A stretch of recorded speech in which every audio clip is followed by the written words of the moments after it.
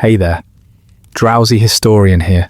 Tonight you're stepping into the harsh world of Sparta, a city of discipline, endurance, and relentless expectation, where the lives of boys and men are measured in drills, shields, and quiet obedience. You're not a commander or a trainer, just a young Spartan soldier moving through the long shadows of training grounds and cold barracks. Before we start, do me one small favour. Tell me where you're listening from and what time it is there. If you prefer these stories without ads, you can join the Patreon. It's linked in the description. And if you want the ultimate immersive experience, consider using a pair of wireless earbuds. They're comfortable, discreet, and designed so you can wear them even while sleeping. I've linked my favourite pair, plus other sleep tools, in the description. Now, lie back, get comfortable. Let's begin. You remember almost nothing at first, not clearly anyway. Memory begins as a soft breath, a faint warmth against a colder world. You float in it for a while, suspended between sleep and waking, as if the past itself is hesitant to draw you fully in. There is no harsh beginning, no sudden cry, just a gradual awareness that you are here, in a place that has already decided what you will become. You feel the weight of the room before you ever understand its shape. The air is cool, carrying the faint, earthy scent of clay walls and woven blankets. The house is not large, but to you, so small, so new, it feels endless. You sense the subtle tremble of footfalls through the floor, the quiet rhythm of daily life moving around you with practiced calm. Even in these earliest moments, nothing feels hurried. Everything in Sparta is deliberate, measured, restrained. Your world is soft at first, warm skin, thin light, muted voices drifting over you like distant waves. But beneath that gentleness lies something else, something that hums faintly through every breath you take. It is expectation, not loud or demanding, but steady, like a hand resting lightly on your shoulder, guiding your gaze toward a path you cannot yet see. You do not know words, not really, but you know atmosphere. You know the way adults look at you, not with tenderness, but with a quiet, assessing calm. Even as an infant, you feel their stillness, their rigid posture, the absence of indulgence. They lift you, but they do not cradle. They watch you, but they do not dote. You exist in the space between necessity and obligation, a child whose value is already being measured in silence. When you begin to walk, the world becomes sharper. The coolness of the floor meets the soles of your feet. The roughness of woven mats brushes your skin. You wobble at first, unsure, your hands reaching into the dimness for balance. No one rushes to steady you. You are allowed to fall, expected to fall, and expected, more quietly, still, to rise without complaint. Your body learns the language of discomfort long before it learns the meaning of speech. Outside, the morning light is thin and pale, stretching across the hard earth in muted shades.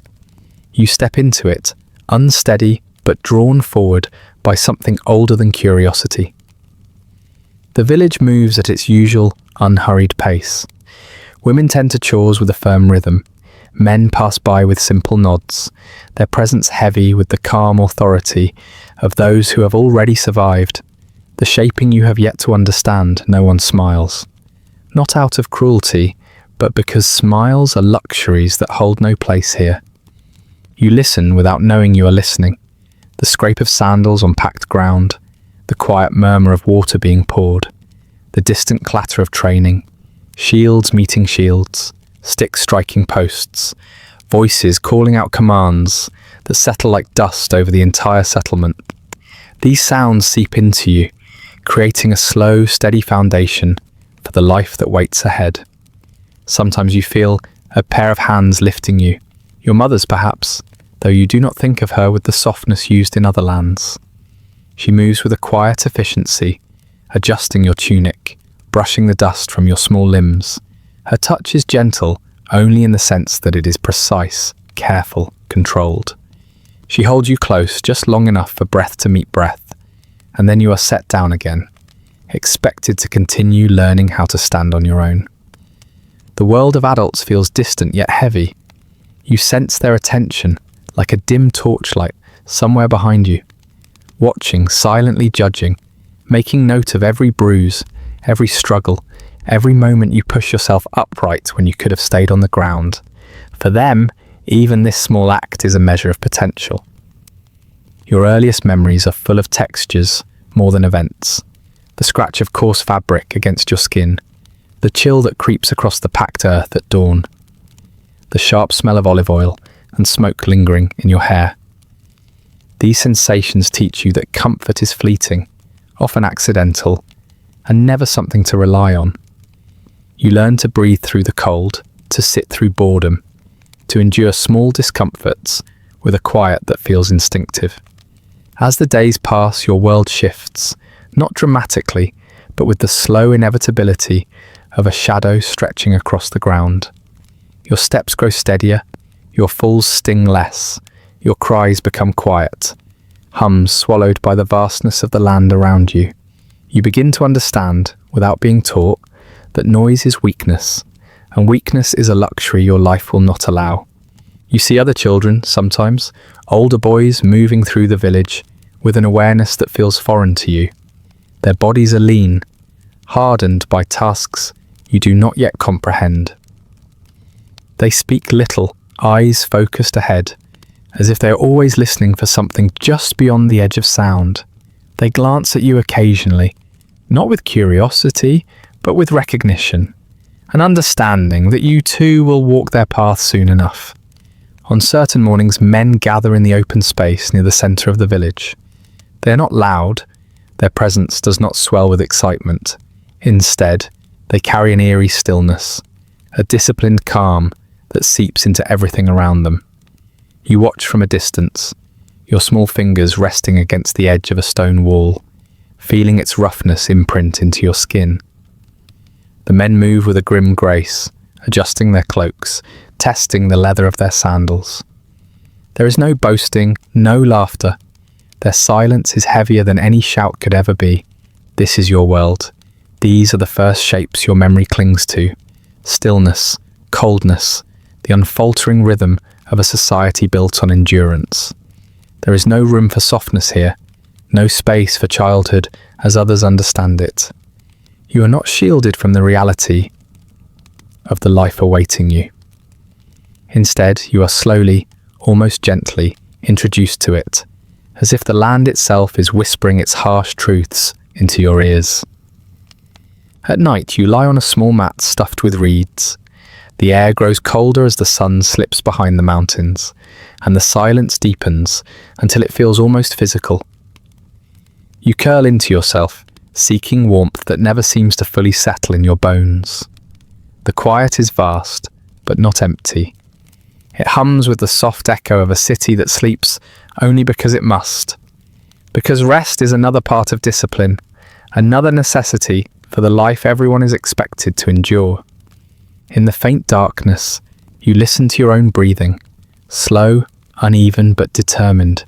You are too young to name the feeling, but some small part of you already understands that your body is not just your own. It belongs to this place, to these expectations, to a future shaped not by dreams but by duty.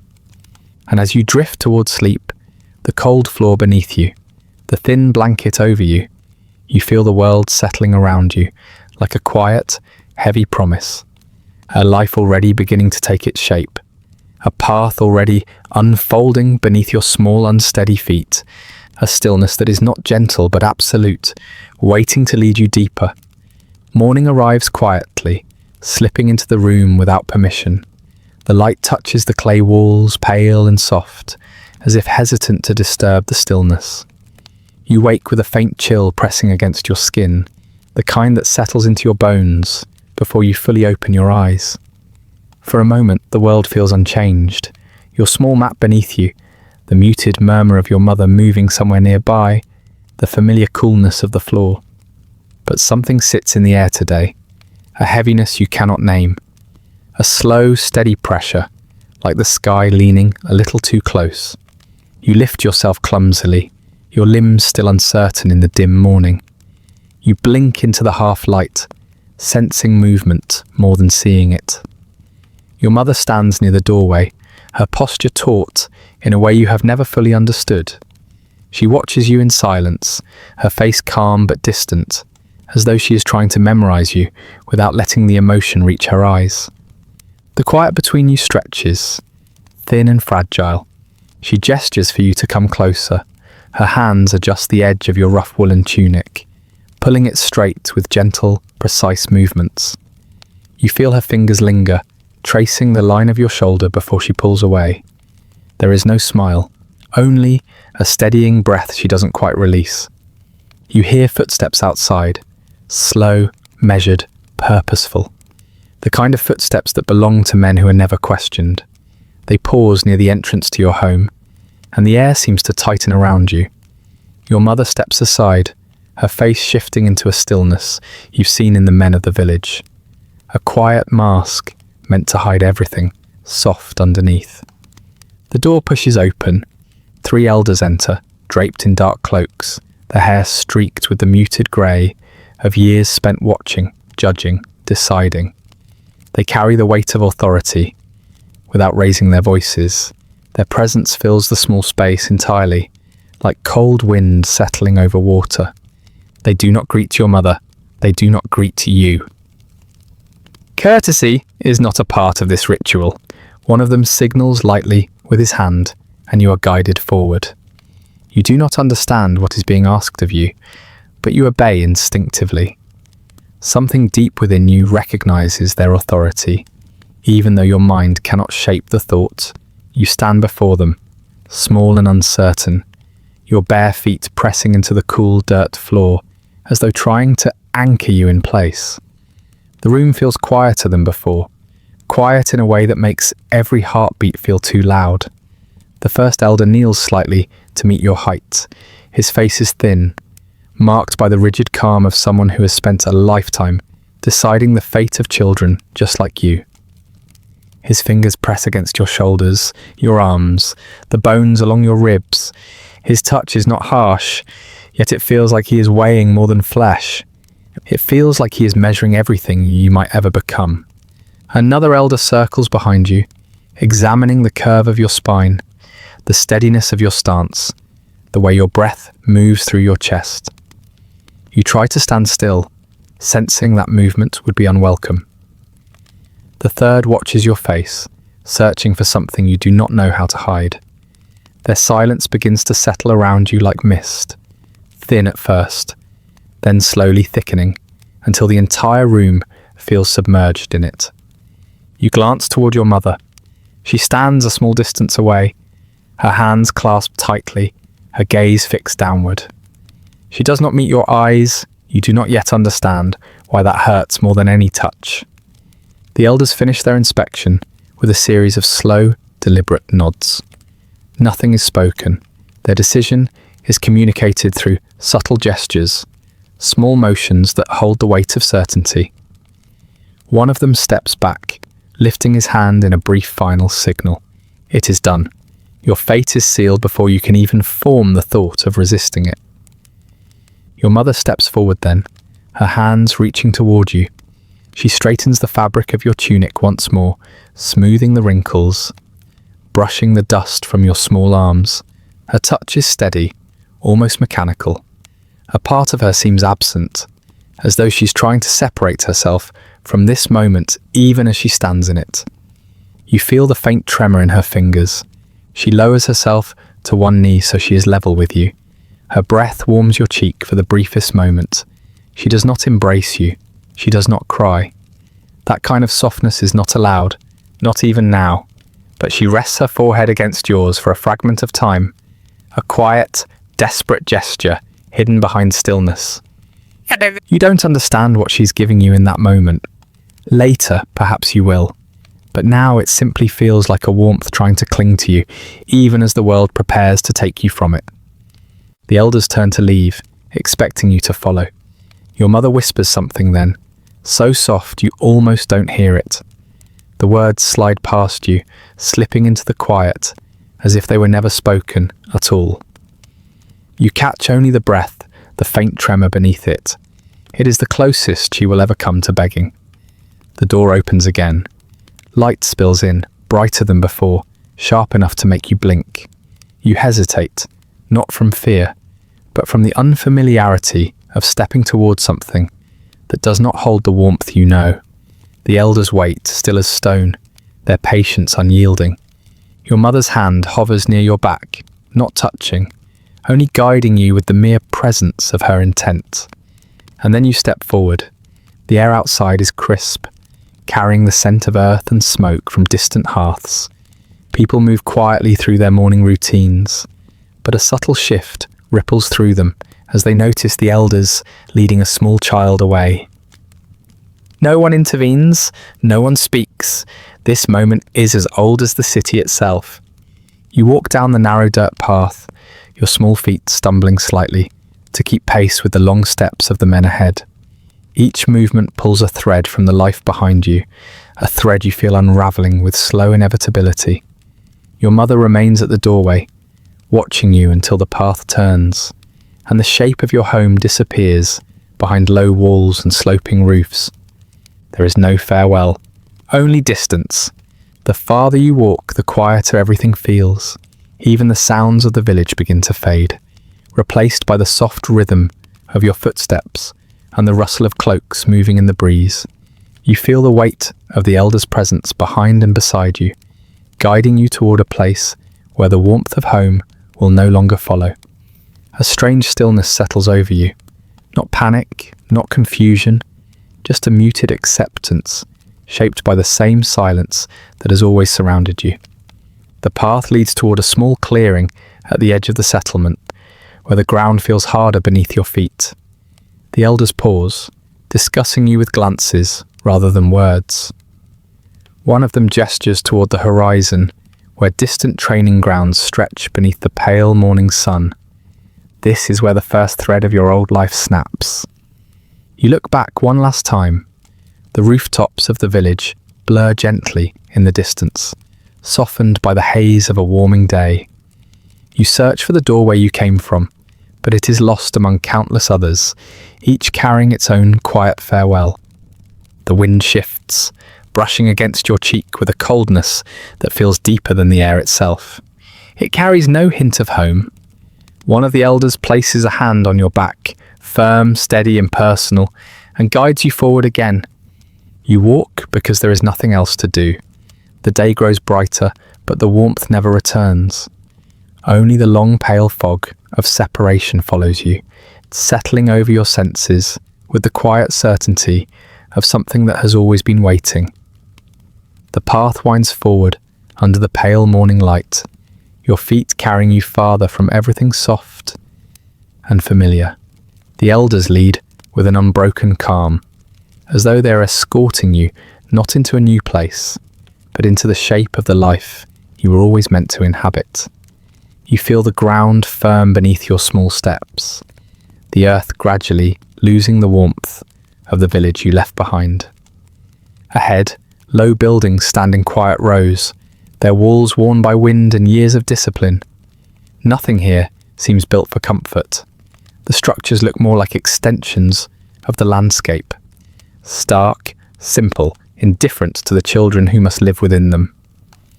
A cluster of boys gathers near one doorway, their movements deliberate, shaped by habits you do not yet understand. The elders pause at the threshold, and one of them gestures you inside. You step into the dimness, and the air changes immediately. It is cooler here, stripped of the faint domestic warmth you once knew. The floor is hard-packed earth, darkened in places where countless feet have pressed it down. The scent is a mixture of sweat, dust, and worn cloth. Nothing pleasant, nothing welcoming, but undeniably familiar to those who stand within it. A group of boys turn toward you. Their ages vary, though most are only a few years older. Their faces are lean, shadows of childhood still clinging to them, but fading beneath the demands of discipline. They study you quietly, not with curiosity or malice, but with a muted understanding of what your arrival signifies. Another body to move among them. Another child shaped into the same unyielding structure. You feel their eyes travel over you in the same way the elders' hands had earlier, measuring, weighing, deciding without words. An older boy steps forward, not a man, but with posture stiffened into something close. He speaks your name as if testing how it fits into the barracks silence. Then he nods toward an empty space near the wall, a gesture so slight it almost disappears. You walk toward it, your small body moving with uncertainty. The ground beneath your feet feels different here, colder, denser, as if it has absorbed the discomfort of every child who has ever lain upon it. The elders leave without ceremony, the door's soft creak swallowing their departure.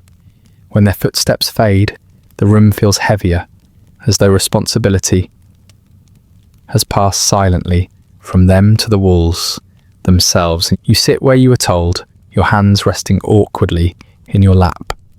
The older boy watches for a moment, then moves on, returning to whatever task had been interrupted by your arrival.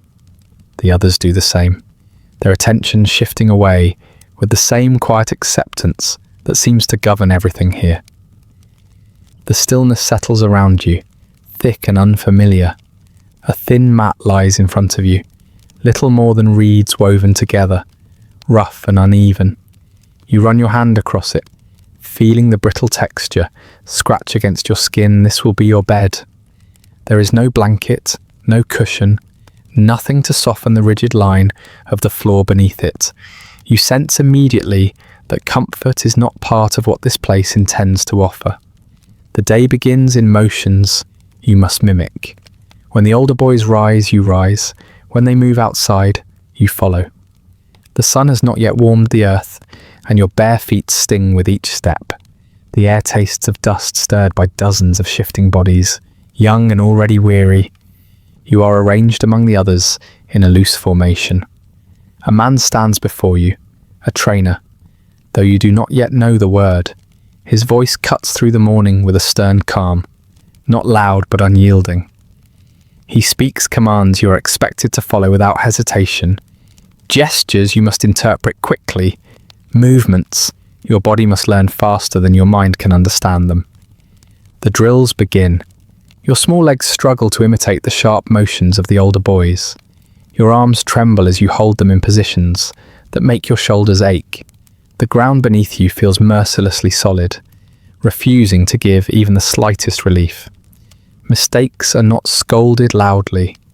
They are corrected through silence, through repetition, through the cold stare of the trainer, through the expectation that you will adjust because adjustment is survival. You do not yet know how to swallow pain quietly, but you begin learning with each passing moment. When the exercises end, hunger presses into your stomach, hollow and insistent. You look toward the older boys, expecting perhaps some ritual of eating. Instead, they disperse without complaint, their movements steady and practiced. A small portion of food is handed out, barely enough to dull the emptiness. A piece of bread, a few olives, water that tastes of clay. You eat slowly, aware that this is all there is. The ache in your belly does not fade. It settles, becoming part of you. After the brief meal, chores begin. You are assigned simple tasks, sweeping the dirt floor, gathering reeds, carrying small bundles from one place to another. None of it is designed to challenge your strength. It is designed to shape your obedience, to teach your body that its purpose is service. By midday, the sun hangs high, yet the barracks remain cool, shaded by the building's orientation. You return inside to rest, though rest is a word used loosely here. You sit on your mat, hands on your knees, back straight. Conversation is minimal. The boys' quiet breathing fills the space, each inhale measured, each exhale a faint echo. You feel the weight of fatigue in your limbs, not the kind that invites sleep, but the kind that pushes you deeper into stillness, as if your body has already begun accepting the demands placed upon it. When you lie down, The earth greets you with its unforgiving hardness. Your spine presses against the floor through the thin mat. You shift once, twice, but there is no position that brings comfort. Eventually you stop trying. The roughness becomes part of the experience, a lesson you're expected to learn without question. You close your eyes. The sounds of the barracks, the faint rustle of someone adjusting, the soft scrape of fabric against the ground, blend into a muted hum. You breathe through the chill rising from the earth, feeling it seep slowly into your bones. Time passes without markers. No one tells you when to rise, when to rest, when to think. You follow the movements of the group, merging into their silent rhythm. The day pulls you forward with a quiet, relentless hand. As evening approaches, the temperature drops. You feel it immediately, the cold settling over your skin like a thin, invisible cloak. The boys gather for another set of simple drills, designed less to build strength and more to cultivate discipline. The trainer watches without expression, his eyes sharp but unreadable. Your arms ache, your legs tremble. The hunger you felt earlier has returned, sharper now, gnawing at you with a steady insistence. Still you continue because the others continue. Their endurance becomes a guide, their quiet suffering a path you're expected to follow. When night finally arrives, no ceremony marks the end of the day. You return to your mat and lie down again. The darkness wraps around the barracks, heavy and unbroken. The cold floor feels even less forgiving than it did that morning. Your body curls slightly against the chill, instinctively seeking warmth that cannot be found. The air is silent, yet thick with the shared exhaustion of dozens of boys, each one a child shaped into something harder, quieter, more obedient than nature ever intended. You stare into the darkness for a long time, your breath shallow and uneven. The hunger in your stomach murmurs softly. A companion you are learning to accept. The ache in your limbs sharpens each time you shift. The woven reeds beneath you scratch your skin with every breath. And yet beneath all of this, something new begins to form. A familiarity, not comfort, not acceptance, but something quieter. An understanding that this is the world that has claimed you. The world that will mold your body, your mind, your instincts. The cold floor becomes your anchor. The hard ground beneath you becomes a teacher more patient than any person could ever be. As your eyelids grow heavy, the barracks fade into a blur of shadows and hushed breaths. You sink slowly into a tiredness that feels deeper than sleep. Tiredness that belongs not just to your body, but to the life unfolding around you. And in that dim silence, you begin to learn the first lesson of the agoge. Nothing here softens. Nothing here yields. Only you will. You begin to notice how sound behaves differently here. It does not burst or flare or rush. It drifts. It glides. It arrives like a hand placed quietly on your shoulder. Firm, undeniable, and without intention of letting go. Commands are shaped that way. Not shouted, not barked, but poured into the air with a softness that somehow feels heavier than any roar. You hear them before you're even fully awake, carried through the barracks like thin threads that tug you upright. Stand, move, silence. Each word lands without force, yet sinks deep, settling into you the way dust settles into wood grain. You rise because the tone tells you there is no other option. You move because standing still feels like resisting the pull of a river. Obedience here is not demanded, it is absorbed. The cold floor no longer shocks you when your bare feet meet it. It simply reminds you that softness is something that belongs to other homes, other lives. The ground is the first surface you meet each day, and it seems to greet you with the mild indifference of a teacher who expects much and explains little. In these dim mornings, you sense the shape of the discipline you're being molded into. There is no single moment where it begins. It creeps in quietly, like the faint winter light that slips through the cracks in the wooden shutters. You learn to be still before you learn to speak. You learn to listen before you learn to question, though questioning is not something encouraged here. Curiosity curls inward, folded into the ribs of your growing frame. The tutors walk among the rows of boys with a slow, deliberate cadence. Their presence is enough to straighten spines and still wandering thoughts. They rarely raise their voices, but when they do, the sound is sharp enough to cut the air. Most of the time, they do not need to speak at all. Their silence is a language in itself, one you are expected to decipher with urgency. A hand on your shoulder can mean correction. A pause can mean danger.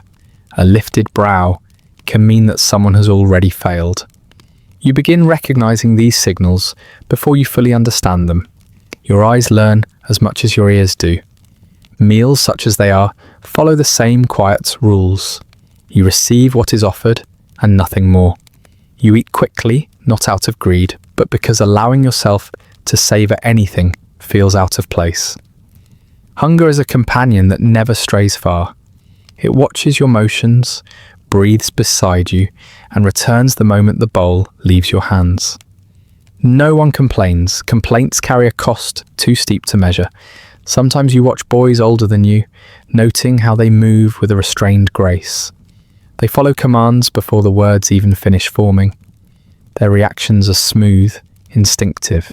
You realize this is the destination you're walking toward, step by steady step. A life where discipline is not effort but reflex.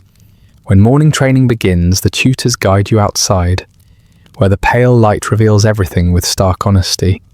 You line up with the others, your breath floating in front of you like thin smoke. The air carries the smell of dust, wool, and the faint metallic tang of sweat from the older boys, who have been awake even longer than you.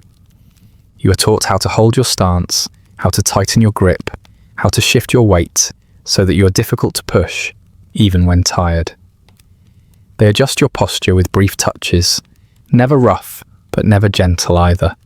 Precision matters more than comfort. Balance matters more than your trembling legs. You try to quiet the urge to fidget. Moving without instruction draws attention, and attention is its own punishment. The lessons continue through the day in measured intervals. There is rhythm in the repetition, though not the comforting kind. It is more like a heartbeat you're expected to match. Every action has its place. Every motion must align with the will of those guiding you. Variance is stamped out early, like a spark caught in a windswept field. When a boy falters, the correction is swift. Not cruel, not even loud, but executed with that same quiet firmness that has already begun weaving itself into your world. You watch it happen again and again. The misstep, the pause, the tutor's shadow falling over the boy. And each time you feel something inside you shift as if rearranging its priorities. Pain enters your days in small, steady doses. It arrives through bruises earned during sparring drills, through lashes of reed canes used not out of fury, but out of necessity. Pain is never the point. It is simply the tool, a message, a reminder. You are made aware of your body in ways you have never felt before. Your bones seem to hum with instruction. Your muscles memorize commands faster than your mind does. In rare, brief breaks, when you sit on the hardened earth beside the other boys, your breathing slows. The tutors watch from a distance, their silhouettes tall against the raw horizon. Conversations among the youths are quiet, nearly whispered. Even laughter feels dampened, trimmed down to something quick and subdued, as if it too must obey. You sometimes look toward the distant hills, where wild grasses sway without rules. They bend, they shift, they scatter freely in the wind. You find your eyes returning to them whenever discipline tightens its grip around your thoughts. Their movement feels like a memory of something softer, though you can't quite name what. Your mind drifts during these moments, not toward rebellion, but toward stillness. You wonder if the grasses feel the same pressure you do, or if their bending is a choice instead of a command. The wind answers nothing. As the sun moves across the sky, the routine continues. You learn to respond to orders without hesitation. You repeat drills until the motions dull into instinct. You stand in formation long enough for your legs to throb, but you do not shift your weight unless the tutors instruct you to do so. Your shadow elongates on the dirt and finally shortens again as afternoon deepens into evening. Eventually, the sound of sandals on stone signals the winding down of the day. You return to the barracks, your body aching in familiar ways. The cold floor greets you once more. Its chill no longer startling. It simply becomes part of the night, just as hunger became part of the day. The tutors speak a few final instructions, calm as ever. Their words fall into the room like droplets on still water. Then the torches are dimmed. The darkness settles, warm at first, then heavy. You lie down among the rows of boys. No one speaks. Speech would feel strange here, out of place like a bird calling inside a sealed chamber. The silence is thick, yet not suffocating. It wraps around you with the certainty of a cloak. As your eyes close, your body remembers the touch of commands that shaped you from dawn till dusk. The discipline you absorbed does not fade with the night. It hums quietly beneath your ribs, patient and persistent, as if waiting for morning to coax it awake again. You let your breath settle into the rhythm the day has taught you. Slow, measured, steady. And in that dark, still barracks, you begin to sense how obedience is no longer something you perform. It is something you have started to wear, like a second skin forming in the quiet spaces between each command. The night settles over the barracks in a way that feels less like a blanket and more like a slow spreading weight pressing into the corners, the beams, the woven mats beneath your bones. Darkness here is not an absence. It has texture, carrying its own quiet pulse. You lie on your thin reed mat, its stiff edges biting lightly into your skin, and you learn again what it means to share space with dozens of bodies, yet feel entirely alone. The air is cold enough that it sharpens your breath as it leaves you. Each exhale feels like it is being stolen away. Around you, boys breathe softly, each rhythm slightly different. Some uneven, some slow, some nearly silent. No one stirs much. Weariness sinks too deeply into them to allow for restless movements. Even in sleep, discipline tethers their limbs. Your eyes adjust slowly, gathering fragments of shape from the dim light that seeps through gaps in the wooden walls.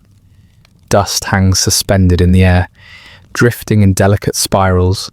Whenever someone shifts their weight, you become aware of the faint smell of sweat soaked into the reed mats and the earth beneath them, a smell that never fully fades. It clings to everything, the way memories cling to cloth long after the moment has passed. The cold feels different at night. During the day, it stings the skin into alertness. Here, it sinks inward, crawling along your spine, settling behind your ribs. You draw your knees slightly closer to your chest, careful not to make noise. Sound at this hour feels like an intrusion, something the darkness would not appreciate. This stillness teaches you more than the tutor's words ever could. It teaches you how to survive the quiet, how to sit with the ache that has no name, the one that doesn't come from bruises or drills, but from the long hours when you cannot distract yourself with movement. Here, you feel the day's residue in your bones, the fatigue that doesn't drift away, the lingering tension in your jaw, the throb in your legs that pulses in slow waves. You listen, not because you expect anything, but because listening becomes a kind of ritual. The reeds beneath your ear crackle softly with each subtle shift of your body. A boy somewhere to your left releases a faint, dream-bound sigh. Outside, the wind brushes against the outer wall. The sound so gentle, it almost feels like breathing. There is no warmth here to gather. Your thin cloak lies folded at your side. Wearing it at night is discouraged, a small test among many. Comfort is not something offered freely. You learn to accept the cold, to let it pass through you without tightening against it. The moment you tense, you only exhaust yourself more. So you lie open and still, allowing the chill to claim space along your arms, your neck, the hollow between your collarbones. In time, your thoughts drift in slow, meandering paths. They move the way smoke curls from an extinguished lamp. Aimless, yet strangely purposeful. You think of mornings when the light will return, when footsteps will echo across the barracks to rouse you. But those moments feel distant, blurred by the haze of night. Sometimes, the older boys speak of sleep as if it is a kind of reward, one they hope to earn through discipline.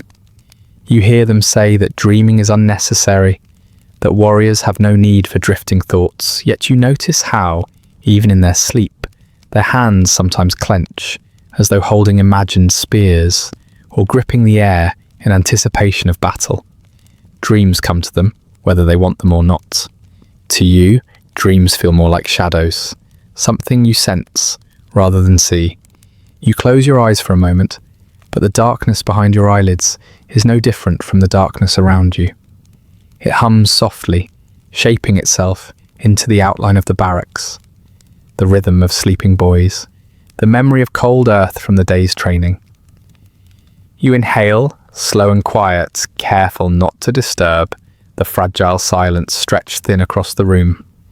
A faint rustle to your right catches your attention. Another boy adjusts his position, turning slightly on his mat, the bristles scratching together.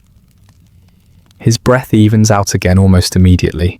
You wonder how many of them truly sleep and how many, like you, simply lie still, waiting for morning to loosen its grip. You learn quickly that night does not offer relief. It offers endurance, its own kind, gentler, but no less demanding. The absence of movement becomes its own challenge. Your stomach grumbles quietly, the hunger threadbare but persistent. The small meal from earlier has long faded, leaving only emptiness behind. Hunger is patient. It will wait with you through the night. The tutors sometimes speak of endurance as a flame, small, steady, burning quietly through hardship. But you begin to think endurance is more like the cold. It spreads slowly, finds the weak places, and sits there, unyielding. You do not fight it, you coexist with it. Over time, you learn to name the discomfort without resisting it. You shift slightly to keep the reeds from digging too sharply into your hip. Even this controlled movement must be calculated. Too sudden and the sound could draw the attention of a tutor checking on you. Too large, and it could disturb the still tapestry of bodies lined across the room. You breathe through it, letting your muscles relax again. The moonlight drifts through a narrow slit between the planks, casting a thin, silver line across the floor. It moves slowly as the hours pass, gliding from one mat to another, tracing the outline of feet, ankles, shoulders. At one point it reaches your own chest, the chill of its light mixing with the colder air around you. You watch it creep across your skin, as if the night itself is studying you, weighing your endurance in its quiet, ancient manner. Discipline does not leave you in these hours. It simply changes shape. Instead of commands, you hear only the beat of your own pulse, reminding you that the day's lessons are not confined to daylight. The stillness, too, is part of your training. The night demands that you remain steady, even without instruction. In this long, cold quiet, you begin to understand the deeper purpose of these hours. They strip away everything unnecessary, comfort, distraction, warmth, and leave you with only your breath, your body, your thoughts. You learn to sit with discomfort until you no longer fear it. You learn that strength is not always born from striking or resisting. Sometimes it grows from simply enduring, from lying still while your body aches, while the darkness presses in, while the cold wraps its fingers around your spine. Time becomes something amorphous, stretching and shrinking without clear boundaries. You cannot say how long you have been awake. The night feels both endless and fleeting, as though it breathes with its own hidden rhythm.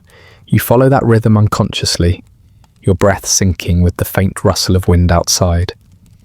Eventually, the darkness softens, not through any sound, but through a subtle shift in its weight. The air grows slightly less sharp. The shadows begin to blur rather than deepen. You sense that dawn lies somewhere in the distance, preparing to pull quietly across the earth. Your eyes remain open, tracing the faint shapes of the room around you. You are tired, but not in a way that seeks sleep. You are tired in a way that feels ancient, threaded through your growing bones. Morning arrives in a quiet, colourless way, slipping into the barracks like a pale hand brushing over sleeping faces. You rise before the tutors call out, not because you want to, but because your body has learned to obey the rhythm that governs this place. Fatigue clings to your limbs like a thin layer of dust, invisible yet always present. The cold floor greets your bare feet with the same indifference it offers every day.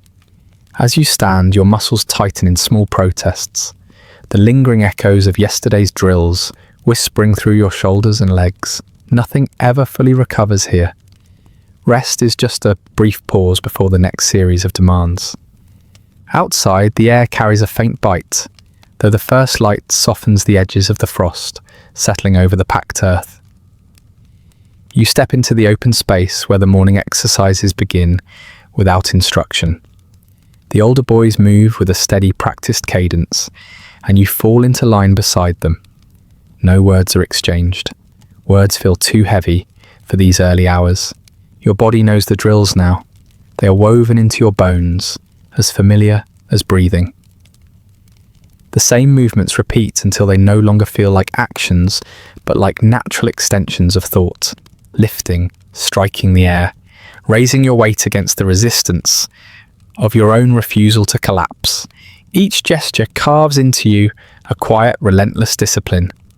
The tutors move slowly among the rows, their presence a constant pressure. They rarely speak, they do not need to. Their silence carries expectations sharper than commands. When their shadow falls across your path, your spine straightens, your breath steadies, your movements sharpen, even if your arms tremble beneath the strain. You do not wish to draw their attention. Praise is rare, but scrutiny is far more common. The day unfolds in this rhythm, one exercise bleeding seamlessly into another. You run across uneven ground until the earth blurs beneath your feet, the sun climbing higher as your chest burns with the effort. The sound of dozens of footsteps thudding in unison becomes something like a heartbeat, large, collective, unstoppable. When the tutors signal a change, you transition immediately into drills with wooden spears. The shafts are rough, splinters catching at your palms despite the hours spent handling them. Your hands are used to this now. The skin there has toughened, strengthening through repetition, until pain becomes little more than a passing impression, something you acknowledge and then let slip away. You thrust the spear forward again and again, your breath slowly sinking with the motion. Inhale, exhale, strike, withdraw. The rhythm becomes almost meditative, a place where thought dissolves and only the movement remains as you feel the weight of the weapon pull at your arm. Feel the ache dig deeper into your shoulder, but you do not slow. The expectation around you is too heavy to resist. When your arms finally shake, you brace yourself, grounding your legs wider, absorbing the effort. The tutors observe how you adapt, how your body responds to strain, how your spirit holds beneath the quiet pressure. They look for weakness not to punish it, but to chip away at it, shaping you in the same patient manner a sculptor shapes stone, slowly, deliberately, over time. Hours pass in this steady erosion, your breath growing shallow, the smell of dust rising from the ground as dozens of feet grind it into the earth. Sweat gathers along your brow, trailing down your neck, cooling quickly in the open air. The breeze offers no comfort. It only reminds you of how exposed your skin feels beneath the thin cloak, tied loosely around your shoulders. A tutor gestures toward the training course, a stretch of obstacles built from wooden beams, rocks and low walls. You move toward it with the others, your legs protesting, but you do not hesitate. Hesitation is a luxury none of you can afford. The course demands precision, agility and endurance, qualities that have been etched into you slowly, day by day. You climb the beams with shaking hands, leap over the obstacles with lungs burning, crawl beneath the narrow spaces with dirt pressing into your palms. Your breath is loud in your ears, your pulse steady but forceful. Still, the motion continues without pause. At the top of one beam, you pause only long enough to feel the wind brush against your face. It carries the faint smell of olive groves from somewhere beyond the training grounds. A gentle reminder that the world outside this place still exists, but it is a world too distant to grasp. You drop back down and continue forward. Your body becomes a tool, shaped by necessity and expectation. Strength grows slowly, not in heroic surges, but in quiet accumulations, like sediment building layer by layer. You do not feel yourself becoming powerful. You feel yourself becoming conditioned. Your muscles tightening, your breath steadying, your movements sharpening under pressure. Later in the day, you move to the field where shields lie in neat rows on the ground. Each one is heavy even before you lift it, its bronze surface cold and slightly dented from countless impacts. You grip the handle, the weight settling firmly into your forearm, and position your feet the way you were taught. The drills begin again. Raise the shield, step forward, brace, hold. The shield feels like a new limb, awkward, reluctant, unyielding. Your arm trembles beneath the burden, but you force it to remain steady. The tutors watch for tiny shifts in posture, small mistakes that could cost a soldier his life. You learn to move with the shield as though it was always meant to be part of you. You learn how to let your body absorb the weight, how to reposition your stance so your legs bear the strain, how to keep your breath from faltering. The shield presses into your skin, leaving marks that will not fade quickly. You accept them without thought.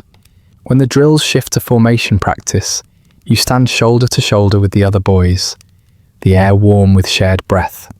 The shields interlock with soft thuds, forming a wall that seems sturdier than any individual part of it. You feel the presence of those around you, not through words or glances, but through the quiet, determined stillness they hold. The tutors direct you forward. The formation moves as a single unit, the steps heavy yet synchronized. You stare straight ahead, focusing on the line in the dust, the pull of the shield strap against your forearm, the faint tremor in your legs from the accumulated strain of the day. Your thoughts narrow into the motion, nothing more. By the time the sun dips lower, long shadows stretching across the training grounds, your body feels carved out. Fatigue settles deep, not sharp or sudden, but slow and abiding, like water soaking into dry earth. Your movements become smaller, more careful. Even lifting your arm to wipe sweat from your brow feels like an undertaking. But there is still more, always more. The tutors lead you to a quiet stretch of ground where stones are scattered in uneven patterns. Here, balance is tested. You stand on a single stone, shifting your weight to maintain your center, arms extended, muscles trembling, breath steady. You hold the position as long as you can. When you fall, you climb back up. When your legs shake, you straighten them again. No one tells you to endure. Endurance is expected. By the time dusk settles over the horizon, a deep ache fills your limbs, stretching from your ankles to your shoulders. Every muscle has been coaxed, pressed, strained into motion. The carving is not metaphorical, it is literal, a gradual shaping of flesh and bone into something the state can use. As you walk back toward the barracks, the ground feels unsteady beneath your sore feet. Your breath comes quietly, each inhale slow, as though your lungs have grown cautious from overwork. The evening light catches on the dust rising around your legs, turning it golden for a brief moment before the shadows reclaim it. You do not dwell on the effort, you simply accept it, the way the earth accepts footprints only to erase them again. Strength here is not celebrated, it is assumed. The tutors look at you and the other boys not with admiration, but with evaluation, gauging how much more can be drawn from you. Your body slowly, quietly, becomes something different from what it was, a tool shaped through repetition, a vessel refined through strain. The carving continues without fanfare, without pause, without the promise of rest. And as darkness stretches once again across the sky, you feel the weight of the day settle gently into your bones, as if the night itself is reminding you that tomorrow will demand even more. Hunger arrives before the sun does. It wakes with you, curled somewhere beneath your ribs, a small hollow ache that stirs as your feet touch the cold ground. The barracks are dim, still heavy with the final traces of night, and the air has the same dry bitterness it always carries at this hour. Around you, boys shift quietly, their movements slow and measured, as though the early light itself weighs them down. No one speaks. Words feel too heavy for mornings like this. You simply follow the line of bodies moving toward the training yard, each step reminding you how empty your stomach feels. The ache isn't sharp.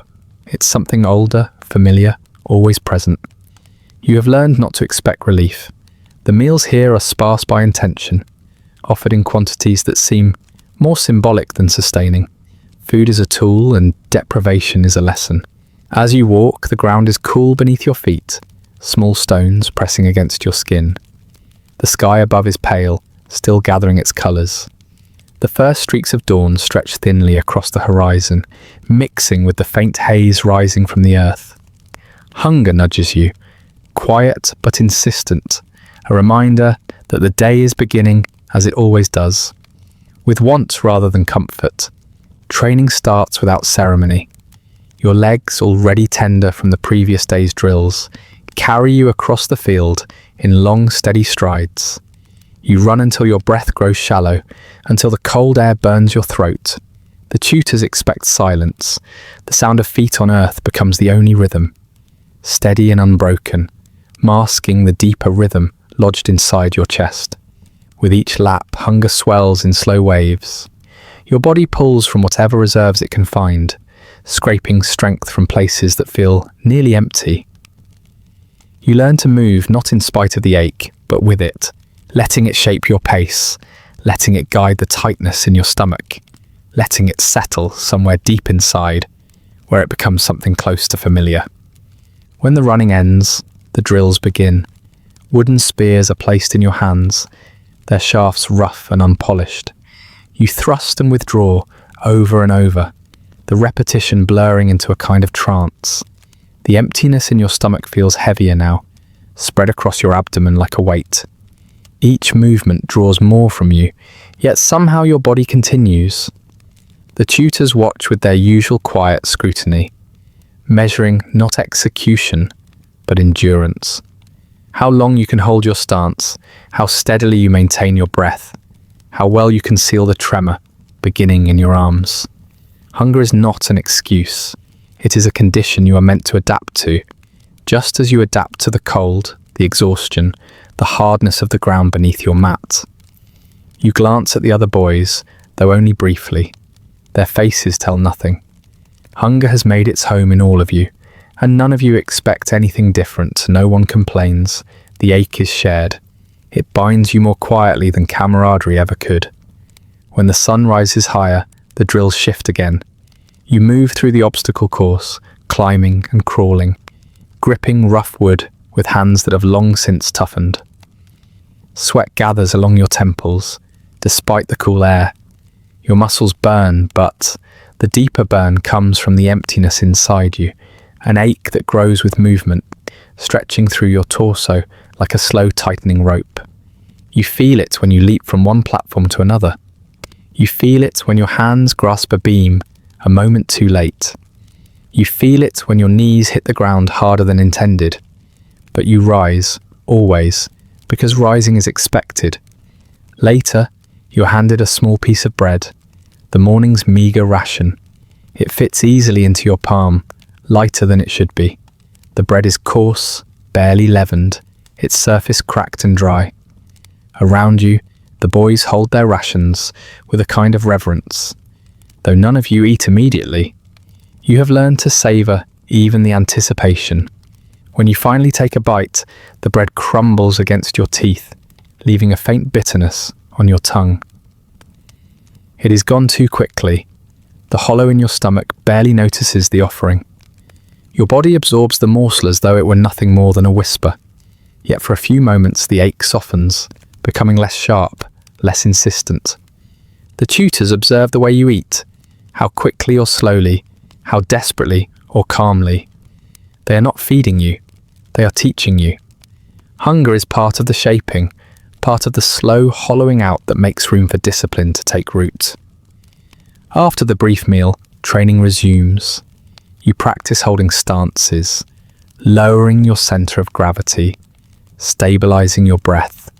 Your body sways slightly, fatigued not only from the exertion, but from the constant drain of energy. Hunger becomes a quiet pulse beneath your ribs, syncing itself with your heartbeat.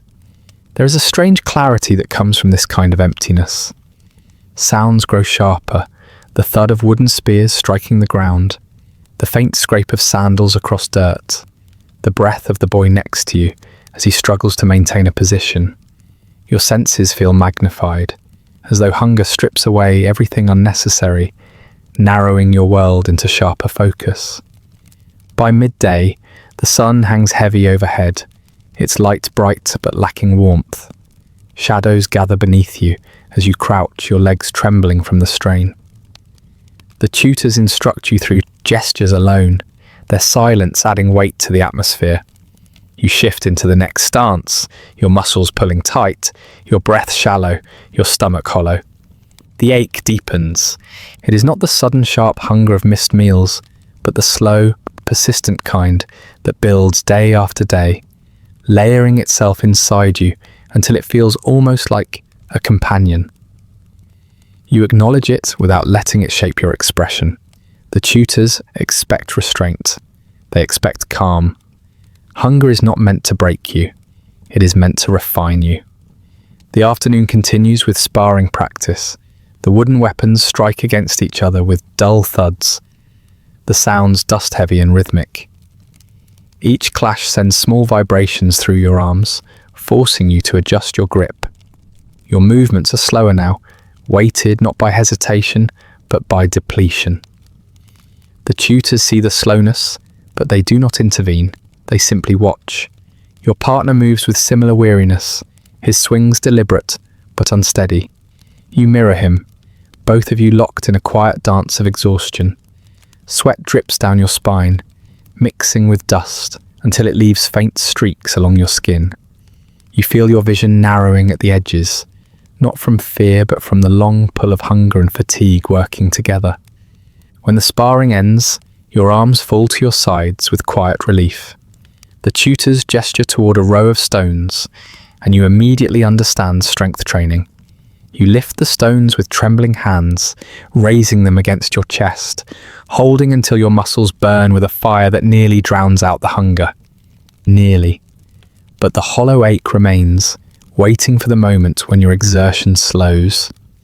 Evening creeps in gradually, the light shifting from gold to a muted grey. You stand in formation one last time, shields raised, bodies pressed, shoulder to shoulder. The weight of the shield digs into your forearm, leaving a familiar numbness behind. Your stomach, long empty, tightens further.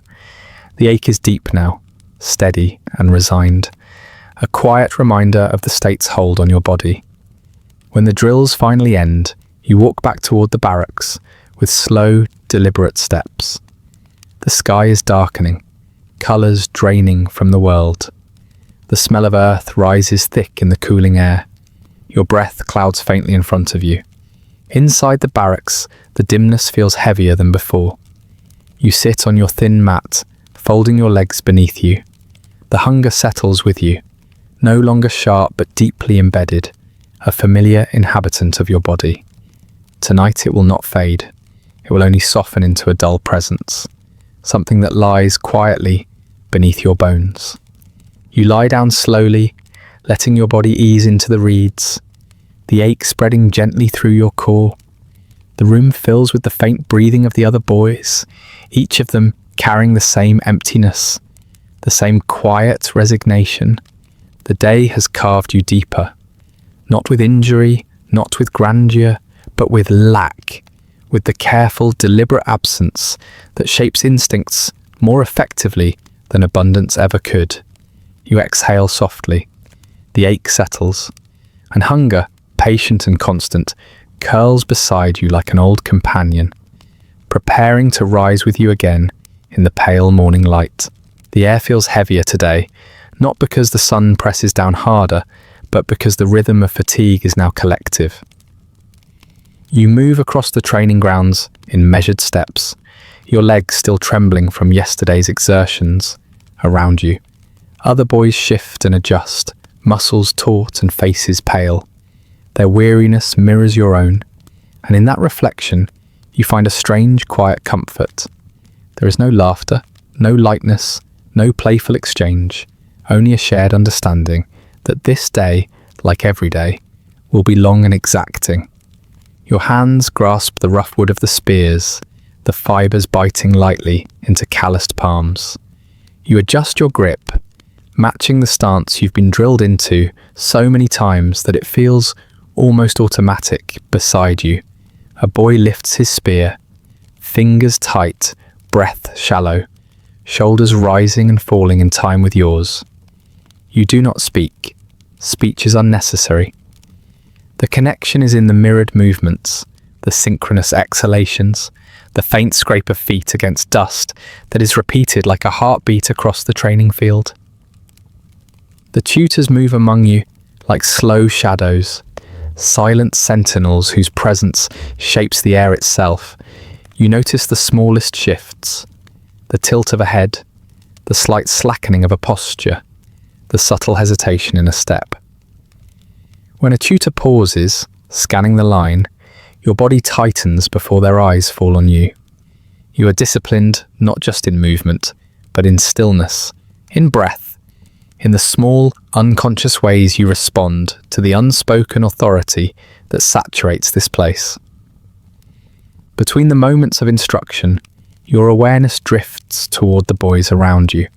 There is a subtle communication happening in the spaces between commands, a glance exchanged while adjusting the shield, a silent step matching a staggered foot. These are the small intimacies that shape a fragile camaraderie. It is not warm. It is not comforting in the way outsiders might imagine. It is lean, sharpened by necessity, but it binds you to them in a way that does not require words. You feel the first ache in your thighs, a dull, persistent pulse born of endless marches and squats, of repeated exertions meant to test endurance. Another boy shifts his stance beside you, rubbing at the back of his neck with a hand that trembles slightly. Your eyes meet briefly. There is no exchange of complaint or pity. There is only recognition. In that instant, you know he understands exactly what you feel. You nod slightly, not because it is required, but because acknowledgement is enough. Training moves forward in unbroken rhythm. Shields rise, spears thrust, bodies pivot, step, and fall into formation, as if guided by some invisible line drawn beneath the soil. The sound is a steady percussion, the thud of wooden shafts, the scrape of sandals, the faint rustle of cloth against shoulders. Your chest rises and falls in sync with the others, the pattern embedding itself into your muscles, into your spine, into your very sense of timing. Each beat is a tether, binding you to the body of the group, reinforcing the quiet interdependence that has grown between you. At one point, the tutors call for a pause. You drop to the earth, legs folding beneath you on the rough ground. Dust clings to your palms. And the backs of your knees, you breathe shallowly, feeling the sweat cool on your skin, mingling with the persistent ache of hunger that gnaws just beneath your ribs. Around you, the other boys lie still in mirrored exhaustion. Some close their eyes, some simply stare at the distant hills where the sun slices thin lines across the horizon. None of you speak, none of you need to. The stillness itself communicates everything that words could not convey. In that quiet, the bond between you deepens. The shared endurance of the day, the mutual suffering, and the collective striving create an unspoken agreement. You are not alone. Even as your body aches and your stomach protests, you move within a larger rhythm, carried by the weight of the other's presence. Their fatigue pulses against yours, a reminder that discipline is not merely solitary, it is communal. Even in silence, the line between self and brotherhood blurs.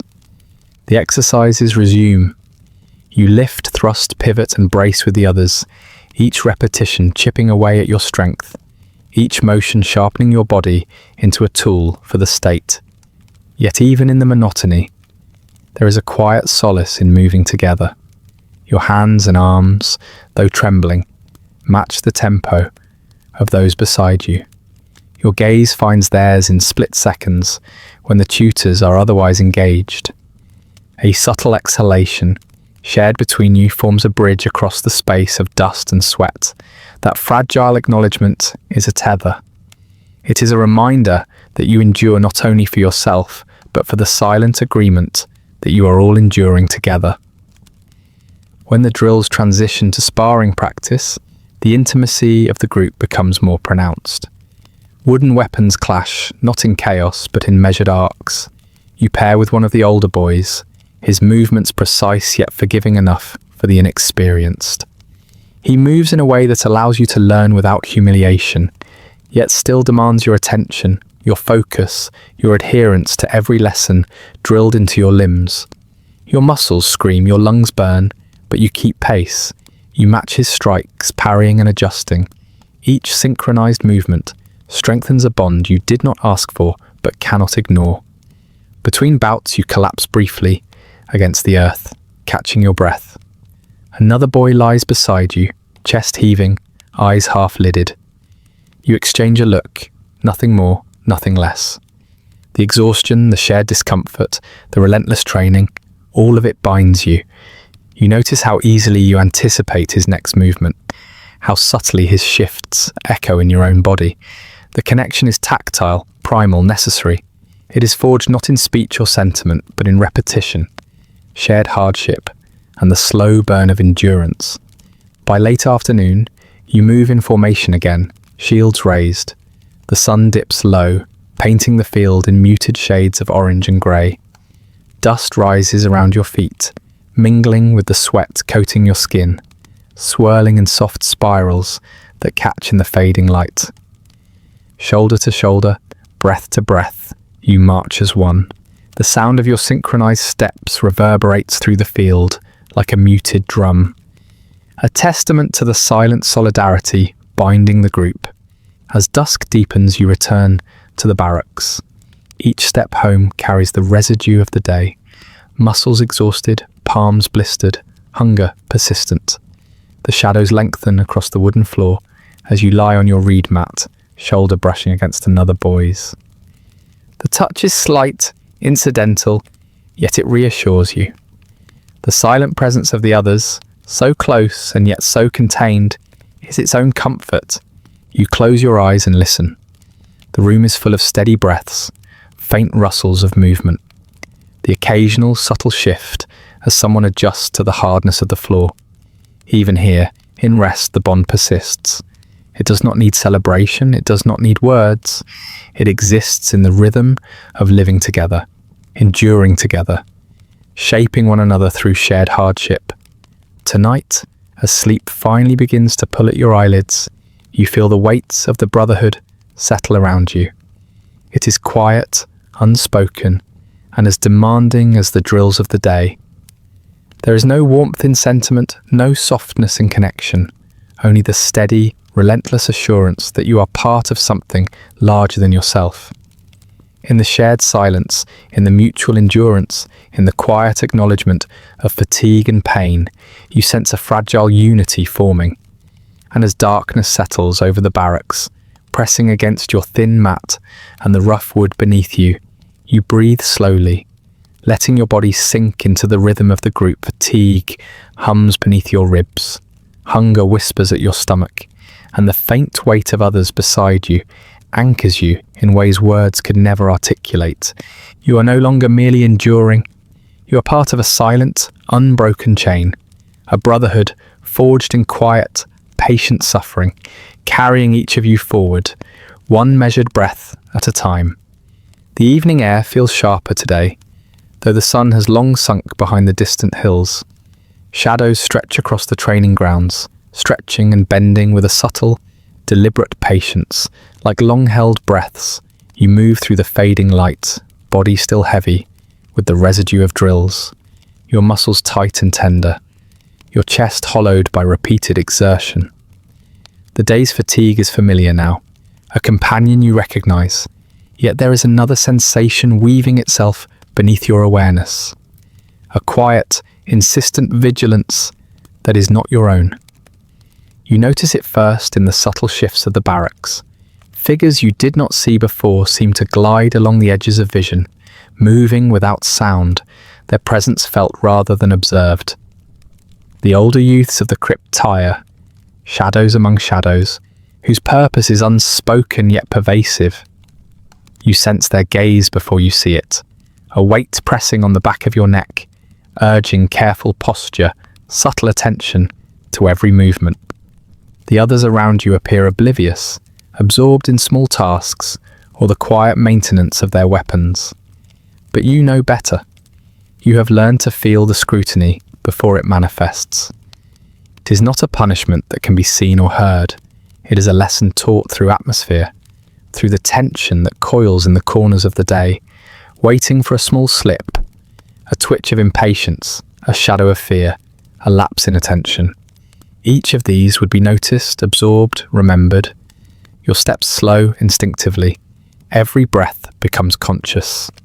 You carry the weight of your own exhaustion, along with the intangible presence that follows, never quite revealing itself.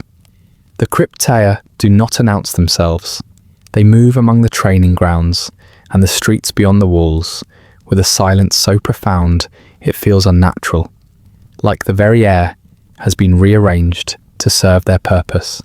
You sense the movement in the leaves, in the sway of loose planks, in the faint brush of fabric, as if the world itself is watching you. During the day, your drills and exercises proceed under the tutor's supervision. Yet even here, the crypta leave a mark. Every stance feels heavier, every thrust of the spear more deliberate. Your shoulders tighten instinctively, your back straightens with a rigidity that would be unnecessary otherwise. The older youths teach without speaking. You learn through anticipation, through subtle adjustments, through the constant knowledge that someone is measuring not only what you do, but how you endure while being watched. There is no conversation, no explanation, only presence. You do not need to see the crypta to feel them. Their observation is embedded in the rhythm of your day, in the cadence of repeated drills, in the careful distribution of effort, even when your muscles burn and your breath comes shallow. The awareness does not falter. You move with a consciousness sharpened to fine edges, an instinct formed through the pressure of unseen eyes. During the long midday exercises, you sense them in fleeting glimpses, slight movements in the shadows at the edge of the yard, a pause in the otherwise empty pathways, a shift of weight on the distant ground. Your heart does not race, but it tightens, a quiet, controlled alertness settling in your chest. Fear here is not loud. It is a precise, cold instrument that shapes the body and mind without excess. As the day stretches into afternoon, the crypta become almost like another layer of the world. They move through the streets of the city, among the training grounds, in the spaces between houses and open fields. Their paths are silent, deliberate, often crossing yours in ways that leave no trace but an echo in perception. You do not speak of them. No one does. The lessons of observation, patience, and self-restraint are embedded in the fabric of their presence. Every action, however minor, carries weight because of them. You begin to notice the smallest details, the sway of a branch that might mask a figure's movement, the glint of sunlight on bronze that could be a passing shield, the faint scrape of sand under a foot that you would otherwise have ignored. Your senses stretch outward, learning to detect subtle signs of presence. You start to understand that the crypta are not here to punish, not in the conventional sense. They are here to teach, to cultivate awareness, to make endurance not just a matter of the body, but a matter of perception. By the time evening darkens into night, your mind is quietly exhausted in a way that the physical exertion of the day alone could not achieve. The awareness of constant observation, even when it manifests only as a sense, sharpens every movement, slows every action, focuses every breath. Hunger and fatigue now mingle with vigilance, and you feel your endurance stretched along axes you did not know existed. The presence of the crypta teaches you that survival is not always about strength or skill. It is about patience, about subtlety, about understanding the unseen weight of expectation. The barracks are dimly lit, candles flickering along the walls, casting elongated shadows across the floor. You sit on your mat, your body aching, your stomach a quiet reminder of the day's scarcity. The presence of the crypta lingers, intangible but palpable. You feel it even here, in the supposed safety of the interior, in the soft clatter of other boys settling down, in the muted rustle of bedding. Awareness has become a muscle you carry with you now, honed slowly, silently through countless days like this. Sometimes, during the deepest moments of night, you imagine moving through the streets yourself, stepping lightly, blending into the darkness, learning to observe as they do. The thought is fleeting, almost imperceptible, because you are not yet of their rank, not yet fully trained in this shadowed art. But the aspiration is there, forming quietly at the edge of consciousness. A quiet seed of understanding, planted in the soil of endurance and patience. The longer the night persists, the more you feel the subtle rhythm of the city, the faint murmur of wind through the olive trees, the distant clatter of a cart over cobblestones, the hush of water trickling through a fountain, each sound sharper, each movement more meaningful, each detail weighted with significance. Your perception, trained by observation, and the silent pressure of the crypta begins to extend beyond the body, beyond the mat, beyond the barracks. The world becomes a field of hidden cues, and you learn to move within it without disturbing its fragile balance. When sleep finally drifts toward you, it is not a surrender, but a temporary reprieve. The watchful presence of the older youths lingers in the recesses of your mind, folding into dreams. In subtle, quiet ways, you imagine shadows moving just beyond the light, eyes unseen, lessons unspoken. Even in rest, the education persists. You carry the understanding that every small movement matters, that endurance is never merely physical, and that observation, patience and restraint are as critical as strength and skill. As darkness fully settles over the city, as the barracks quiet to the rhythm of measured breathing, you lie still, letting your muscles and mind rest, while the watchful eyes of the crypta seem to drift over the edges of consciousness. You are never alone in this world. Presence, silence, vigilance, they have become part of you, threading themselves into your body and your instincts. Tomorrow you will rise again, muscles stiff, stomach hollow, mind sharpened. The shadowed lessons of today will accompany you through every march, every drill, every trial. And you will move as always with awareness, not because you wish to, not because you fear, but because the weight of unseen observation has become another companion in your long, unending shaping. The morning arrives with a quiet insistence, the sky pale and cool, brushing against your shoulders as you step into the open air. Your limbs still carry the memory of yesterday. Muscles taut, breath steady, skin prickling with lingering fatigue. But today is not about endurance alone. Today, the tutors have prepared something different. Your first trials, designed not for injury, but for obedience, for the subtle moulding of your will. They are small, deliberate tests, the kind that weigh more on your mind than your body, and you feel their significance as you walk toward the gathering ground. The boys move in silence, forming lines that stretch across the yard. Even here, the crypta's lessons linger. teaching you to hold still, to measure every breath, every movement, as if each one might be observed. Your stomach is empty, the hunger a quiet thrum beneath your ribs, but it sharpens your awareness rather than diminishes it. You are aware of every sound, the faint scrape of sandals across dust, the rustle of cloth, the distant caw of a bird breaking the stillness of the morning. Each sound draws your attention inward, toward the discipline that will be demanded of you. The first trial is deceptively simple, a series of physical tasks performed alone, yet in the presence of the tutors and older boys. You are to move across uneven ground, balance on narrow beams, lift and carry small stones in measured repetitions. The motions are familiar, echoing earlier drills, but now every pause, every hesitation is scrutinized. You do not speak. You do not ask for guidance. Your obedience is the measure, not your strength. Each step is calculated, each gesture deliberate, every breath aligned with the expectation of silent compliance. As you move through the tasks, your body reacts with quiet fatigue.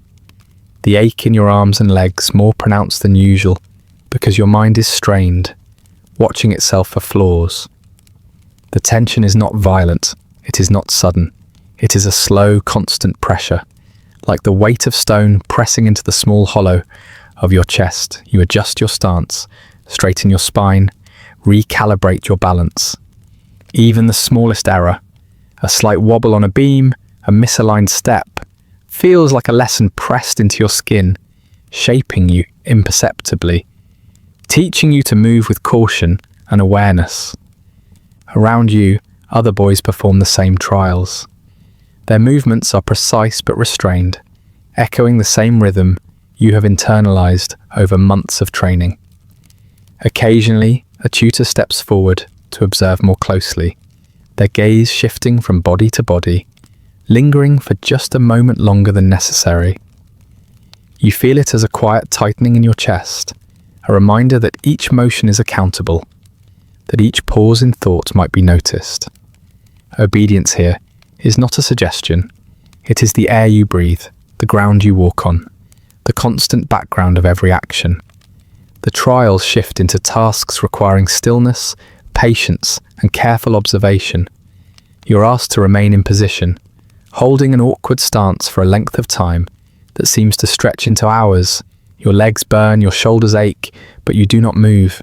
Your breath is shallow, steady, and disciplined. Around you, the other boys remain equally motionless, forming a tableau of quiet endurance. No words are exchanged. The only sound is the subtle symphony of breathing, the faint rustle of cloth against skin, and the soft scrape of sand as tiny adjustments occur. Your mind begins to wander, not in distraction, but in acute awareness. You notice the smallest details, the tilt of the sun across the yard, the shifting shadows on the walls, the faint tremor of a leaf in the breeze. The tutors do not point these things out, but you perceive them all the same, your senses heightened by necessity. The trial is not in strength or speed, but in presence. How fully you inhabit the moment without wavering, without complaint, without distraction. When the physical trials conclude, a different set of challenges begins. You are asked to carry messages across the compound, to perform small tasks that require precision rather than force. Each instruction is given once, and repetition or question is not permitted. You memorize, you act, you do not hesitate. Failure is not defined by punishment. It is defined by inattention, by the subtle disobedience of hesitation. You learn to move as though your body is separate from your thoughts, each action executed in perfect alignment with the expectation of silent compliance. Hunger gnaws quietly beneath the surface of all this, sharpening rather than dulling your focus. The absence of nourishment has taught you a peculiar attentiveness, a readiness to notice small details, to adapt quickly, to conserve effort for the exact moments that matter. Each step across the yard, Each careful placement of stone or measured adjustment of balance carries a weight far greater than its physical measure. The ache becomes a companion, a guide, a teacher that whispers of limits to be recognized, not ignored. The older boys move among you again, their presence a quiet pressure. You catch glimpses of them from the corner of your eye, a shadow shifting against the wall, a figure halting mid-step, the glint of sunlight on a blade they carry. They do not intervene unless necessary, but their observation is enough to sharpen your senses, to keep your posture perfect, your movements precise, your breathing steady. Every gesture is magnified under this scrutiny, every hesitation noted by your own consciousness long before any tutor comments. As the afternoon progresses, the trials evolve into exercises of endurance and restraint. You are asked to hold a position, to maintain a stance, to perform repetitions until your muscles tremble, until every fibre aches with insistence. The fatigue is both physical and mental, pressing from within and without, a constant reminder of the state's claim on your body. You feel it in your arms, your legs, your back, and even in the subtle tightening around your eyes and jaw. Pain here is quiet, exacting, and you carry it without complaint, because complaint is unnecessary and unhelpful. Silence is obedience, and obedience is everything. By evening, the first trials have concluded, and you are left to walk the narrow paths of the compound in the fading light. Your body is heavy, every movement deliberate, every step measured. Sweat cools on your skin, dust clings to your hands and feet, and the lingering ache of hunger presses against your stomach. The quiet triumph is not in victory, but in completion. Having moved through every task without deviation, having endured the subtle, unrelenting pressure that defines this stage of your life. Even as night settles over the barracks, the lessons of the trials persist. The air feels thick with expectation, even in darkness. You lie on your reed mat, muscles trembling beneath the accumulated strain, and the quiet knowledge of what has been required presses gently into your mind. You have learned in these early trials that obedience is not a matter of fear, not a measure of punishment, but a slow, deliberate shaping of thought and action, a calibration of body to the needs of the state. Sleep comes gradually, pulled across the surface of exhaustion like a soft hand.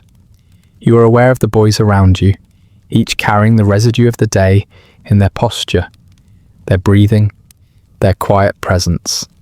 The shared endurance, the unspoken recognition of effort, forms a subtle web connecting each of you to the larger rhythm of life in the agoj. You are part of it now, quietly, invisibly, having passed the first of many lessons that will test not your courage in battle, but your capacity for stillness, attention, and disciplined action. And in the deep, patient dark, you feel it. The shaping is just beginning. Your body has been guided, your mind sharpened, and your will bent quietly toward a life defined by service, obedience, and endurance. The first bloodless trials are over, but the imprint remains, as steady and quiet as the rhythm of your own measured breath. The morning air carries a subtle chill, sharp against your skin, and the first light stretches in thin, pale lines across the training grounds. You move with deliberate steps, legs still heavy with the residue of yesterday's trials, each muscle aware of its own fatigue. Today feels different. The routine of drills and exercises is familiar, almost comforting in its predictability, yet beneath it lies an undercurrent of significance you cannot ignore. You are not here merely to endure. Today, the state presses upon you in a tangible form, a symbol of your transition, the first emblem that will mark the boundaries of your adulthood. It is a shield, bronze-faced, polished until it glints dully in the rising sun. When it is placed in your hands, you feel the weight immediately. not merely in your arms, but in your chest, in your back, in the subtle tightening of every sinew. The metal is cold against your palm, unyielding, and it carries more than its mass. There is expectation in its flat surface, discipline embedded in its curve, and a silent demand that you rise to the stature it prescribes. You do not lift it lightly. You do not shift it carelessly. Each movement, each adjustment is measured, precise, deliberate. The tutors stand at a quiet distance, observing, their presence a calm pressure. They do not speak. Their silence is a lesson in itself, teaching you to sense the gravity of the moment without words, to move with awareness, as if the weight of the shield extends beyond its physical form into the very air around you. You feel the eyes of the older boys, the subtle scrutiny of the crypta lingering like a shadow. Their judgment is intangible, yet it shapes your posture, your breath, your thought. You raise the shield, letting its flat surface press into your forearm, feeling the muscles in your shoulders coil beneath the strain. The cold bronze sinks into your skin through the thin padding beneath it. Every movement must now account for this weight. Every step calibrated to maintain balance. Every shift of your body, a negotiation with the unrelenting metal in your hands. You discover that it is not simply an instrument of defense. It is a teacher, molding your endurance, your precision, and your sense of responsibility. You begin the drills, marching first, feet striking the hard ground in rhythm with the others, the shield rising and falling in exact synchronization. The movement feels foreign at first, awkward, your arms trembling as they adjust to its mass. Yet, each repetition carves a small understanding into your body. How to carry weight without faltering. How to absorb pressure without surrendering. How to move as though the shield is not merely an object but an extension of yourself. Around you, the other boys struggle in similar ways. Some adjust more swiftly, their motions fluid and practiced. Some falter, letting the weight shift too suddenly, a subtle misalignment that would have been corrected in the heat of battle. You notice the strain radiating from your forearm into your shoulder, spreading along the spine and settling in the small of your back. Every fibre complains softly, yet you do not pause. The shield is not a burden to be cast aside. It is a constant companion, demanding attention, respect and endurance. You adjust your stance, shifting the weight slightly, letting the cold metal mould your posture into one of readiness. The very act of holding it feels like a meditation, a measured, rhythmic surrender to the shape of expectation pressing into your bones. After marching, the tutors direct you to a series of defensive maneuvers. You raise the shield, pivot, lower, advance, retreat, all with exacting precision. The surface of the bronze presses against your skin, cold and hard, leaving faint impressions that burn slightly in the warmth of exertion. You feel each movement reverberate through your body, the pulse in your legs, the tightening in your chest, the strain in your arms. The shield's weight is never oppressive in a sudden sense, but cumulative, layering itself into your muscles, into your posture, into the very awareness of your body in space. The exercises extend into sparring.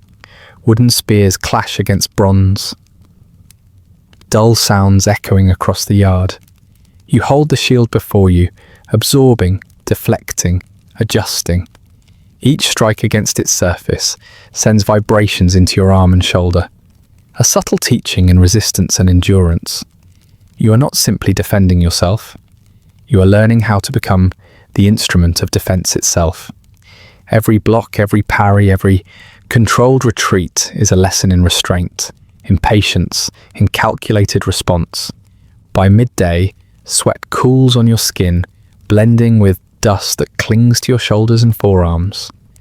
The weight of the shield is no longer only physical. It is a consciousness pressed into your being. You sense how it anchors you, how it demands attentiveness, how it extends the boundaries of your personal endurance.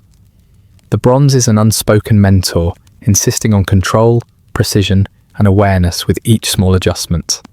Hunger is a subtle companion beneath it, gnawing faintly, sharpening your focus, reminding you of limits and the constant negotiation between need and duty. The tutors move quietly among the boys, observing without intrusion. They note the smallest deviations, a flicker of hesitation, a tilt of the wrist, a shift in balance. When they pause near you, your body tightens naturally, spine straightening, breath measured. Their presence is another layer of weight, subtle but undeniable. You realize that the shield is not just an object, it is part of a system of training that shapes thought, posture, endurance, and perception simultaneously. Holding it is not merely an exercise in strength, it is a rite of accountability, a slow and precise calibration of self to duty.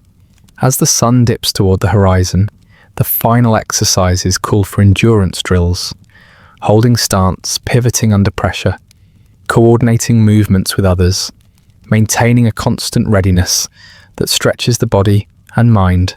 Your arms burn, your legs tremble, but you continue, allowing the shield to mold your motions, letting its weight teach you precision and patience. The day's fatigue presses on your back and shoulders, each ache a subtle reinforcement of the lessons the bronze imparts. Finally, as the light fades to muted grey, the exercises conclude. You lower the shield slowly, feeling the cold metal leave a lingering impression along your forearm. Your muscles hum with fatigue, your mind sharpened by the relentless focus the object demanded. Yet beneath the exhaustion, there is a quiet comprehension. The shield is not only a tool of war, but a companion of discipline, a constant reminder of responsibility, endurance, and presence. You walk back to the barracks, each step deliberate, aware of the lingering tension in your arms and shoulders. Dust clings to your feet. The cool evening air brushes against sweat-cooled skin, and the quiet ache in your stomach remains a persistent hum beneath the weight of your muscles. The bronze pressed into your palm earlier now seems a part of you, an extension of your body, a steady reminder that adulthood in this world carries not only expectation, but unyielding responsibility.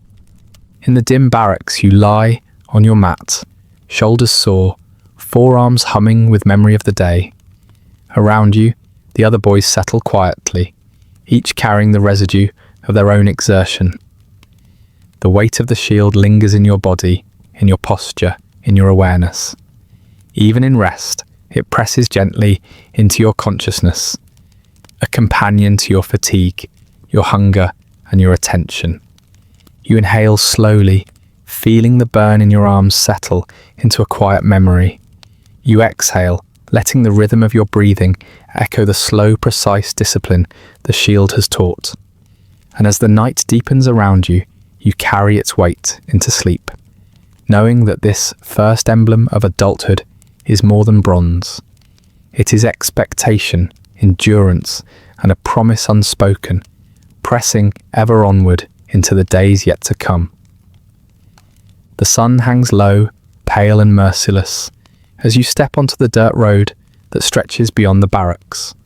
Your shoulders carry the familiar weight of the shield, heavy yet steady, a constant companion, pressing into your forearms. Today, there is no pause, no reprieve. The march stretches before you like a living thing, a long ribbon of dust and sun, an earth that seems to extend into the horizon without end. Each step presses your feet into the soil, leaving faint imprints that vanish almost as soon as they are made. Around you, the other boys follow, bodies aligned, eyes forward, expressions set in calm resignation. There is no conversation, no laughter, no distraction. The rhythm of your footsteps, heel to toe, 1, 2, 1, 2, becomes a quiet meditation. Time begins to stretch and blur, the hours folding into one another like the repeated folds of a cloth. Dust rises in thin clouds with every coordinated step, clinging to skin and hair, coating the rough fabric of your tunic with the taste of the earth itself. Your legs burn beneath the repeated strain, calves and thighs quivering in the subtle ache of muscle endurance. The march is not about speed or distance alone. It is about discipline, about patience, about the quiet shaping of body and mind into instruments of endurance. Sweat prickles along your brow, trickles down your spine, and cools against the skin in the shade of fleeting clouds.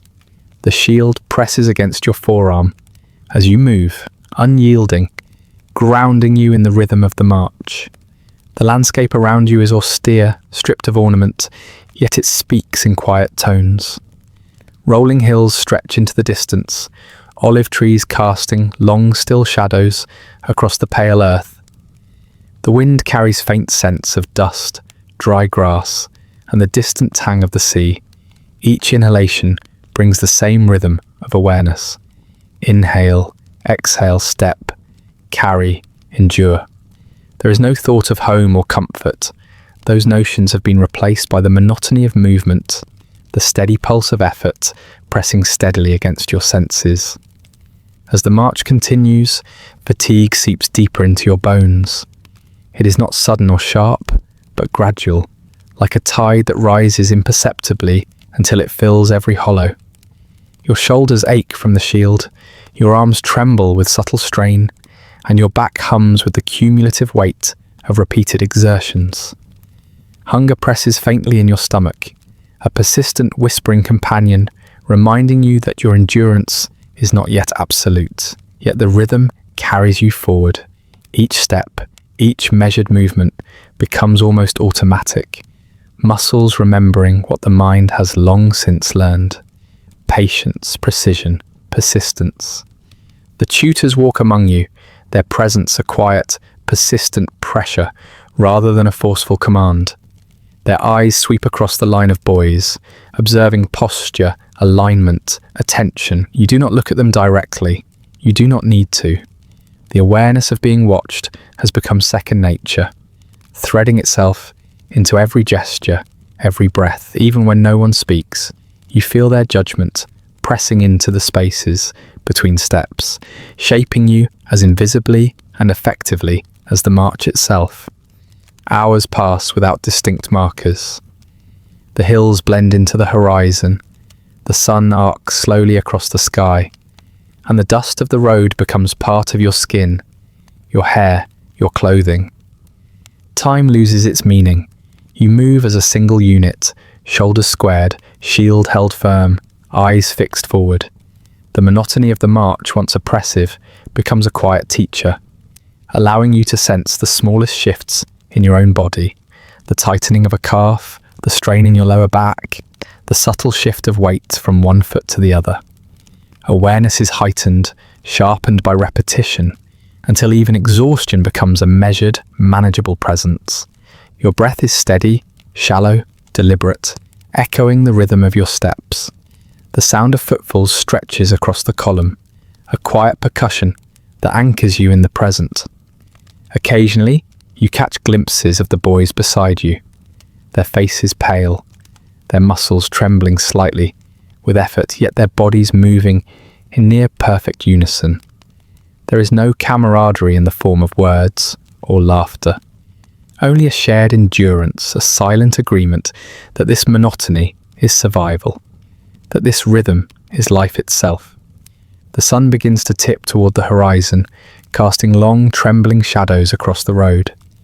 Dust rises in faint clouds, swirling in eddies that catch the light in shifting patterns.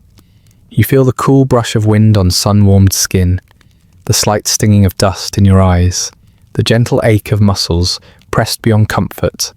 Your mind, too, begins to mirror the monotony. Thoughts slow, fragment, and dissolve into the simple act of walking. You exist entirely in the repetition, in the measured cadence, in the small sensations that compose the endless march. At one point, the column pauses briefly by a dry riverbed. Water is scarce here, the stones baked and cracked under the sun. You kneel, lifting the shield carefully, placing it aside, and drink from the small pools of remaining moisture. The liquid is cold and sharp against your throat, and you feel its presence travel slowly down your esophagus, bringing a fleeting comfort that contrasts sharply with the constant ache of fatigue. Around you, the other boys drink in the same silence, a quiet ritual of relief and preparation. There is no conversation, no laughter, only the shared recognition of need and endurance. The march resumes and the fatigue has deepened, pressing into your legs, your shoulders, your back. Each step is heavier, each breath more deliberate. Yet in this repetition, in this monotony, you discover a strange, quiet clarity. Your body moves with precision, born of countless hours of practice. Your senses are alert to subtle shifts in terrain, to the faintest changes in wind, to the soft rustle of dust and leaves. Awareness is no longer a conscious effort. It has become instinctual, integrated into every motion, every step, every heartbeat. As twilight stretches into dusk, the hills fade into silhouettes against the dimming sky. The line of boys continues onward, steps slow but unwavering. The road blurs beneath your feet. The sun and horizon merge into a single, indistinct expanse, and the exhaustion that once felt like a burden now settles into the background, steady, familiar, and almost companionable. You are a body moving through space and time, the rhythm of your footsteps smoothing the world into a quiet monotony. Each movement a small act of endurance, patience, and acceptance. By nightfall, the column arrives at a sparse outpost. The air cools, brushing against your sweat-damp skin, and the shadow of the shield rests lightly against your arm. Muscles tremble, legs ache, hunger presses faintly, yet you carry the residue of the march with quiet dignity. There is no triumph, no celebration, only the slow understanding that endurance is cumulative, that every step through dust and fading light has shaped your body, sharpened your awareness, and instilled a measured patience that no brief rest can undo. You lie on your mat in the barracks that evening, the ache in your legs humming softly beneath the surface of fatigue. Your shield rests nearby, heavy and reassuring, a companion to your weariness. The day has blurred, the hours have folded into one another, and the monotony has carved a subtle resilience into your mind. You breathe slowly, feeling the rhythm of the march linger in your muscles, in your awareness, in the quiet pulse of fatigue that now moves with you into sleep. And as the night deepens, you realize that this monotony, this endless rhythm of footsteps and dust and fading light, has become part of you. The march is not merely movement. It is training. It is discipline. It is endurance made tangible, pressing against every fibre of your being. Tomorrow you will rise again, and the march will continue. But for now, you close your eyes, letting the familiar tide of fatigue settle gently over you, and rest within the quiet continuity of a body shaped by relentless repetition. The sun has begun its slow descent, softening the edges of the landscape into muted amber. You stand with your unit, the line of bodies a measured rhythm against the dry earth, shields resting lightly against your forearms, spears poised without strain. The air carries the faint scent of dust, sweat, and iron from your weapons. It is quiet in a way that feels almost tangible, a pressure pressing into the spaces between your ears, into the hollow of your chest. This quiet is not absence, it is an expectation, a stillness that hums with readiness. Your legs are firm beneath you, calves tight, thighs holding steady beneath the subtle burn of fatigue. The shield rests against your forearm, its bronze surface warm in the fading sunlight, yet heavy in the way that feels natural now, an extension of your own body rather than a separate object. Your fingers tighten slightly around the grip, adjusting, settling into a rhythm you have practiced countless times. Every inch of your posture is controlled, precise.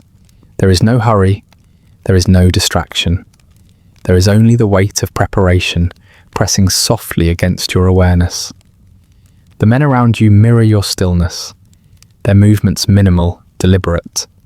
You notice the subtle twitch of a shoulder, the faint flex of a hand along a spear, the way breath rises slowly, methodically, and falls with equal measure. There is no conversation, no words exchanged.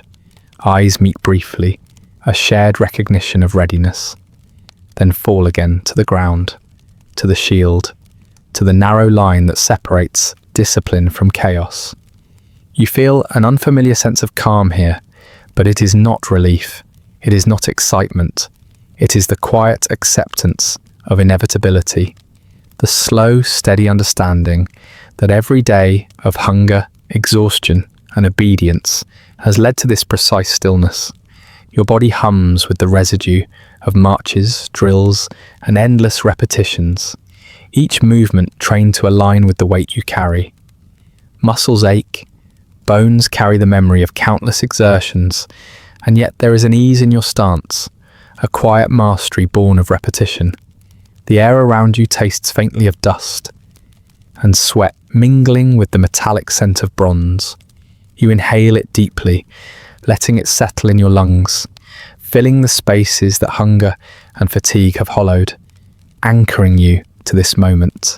Time itself seems to stretch. The horizon wavers under the heat.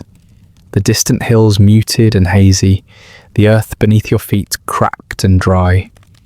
You do not think of the enemy beyond the field. There is only the line of your unit, the subtle alignment of shields and spears, the steady rhythm of breath, and the quiet, omnipresent weight of expectation pressing against the small of your back. This stillness is not empty. It is filled with every trial you have endured, every lesson drilled into your body and mind. You feel them in your hands, in your shoulders, in the taut sinews along your back. A soft breeze brushes across the field, carrying the faint scent of olive trees from the hills beyond. It stirs the dust along the ground, lifting it in thin, slow-moving swirls. You feel it against your cheek, cool and indifferent, and you notice the subtle shifts it causes in your fellow soldiers' tunics, in the leaves of sparse trees, in the gentle movement of long grass at the edge of the field. You have become attuned to these small changes, these quiet signals.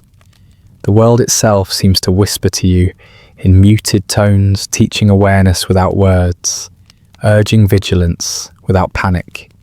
Your breathing is controlled, slow, measured. You focus on the rhythm. Inhale, exhale, inhale, exhale. Each breath carries the subtle ache of exertion, the faint tension of anticipation, the quiet knowledge of endurance honed over years. You feel the weight of your shield in each movement of your forearm, the subtle strain in your legs as they anchor you to the ground. Your muscles are alive with memory, carrying the imprint of marches, drills, and early trials that have shaped you into this precise state of readiness. The tutor's lessons echo in your mind, not as commands, but as subtle undercurrents woven into your posture and your awareness.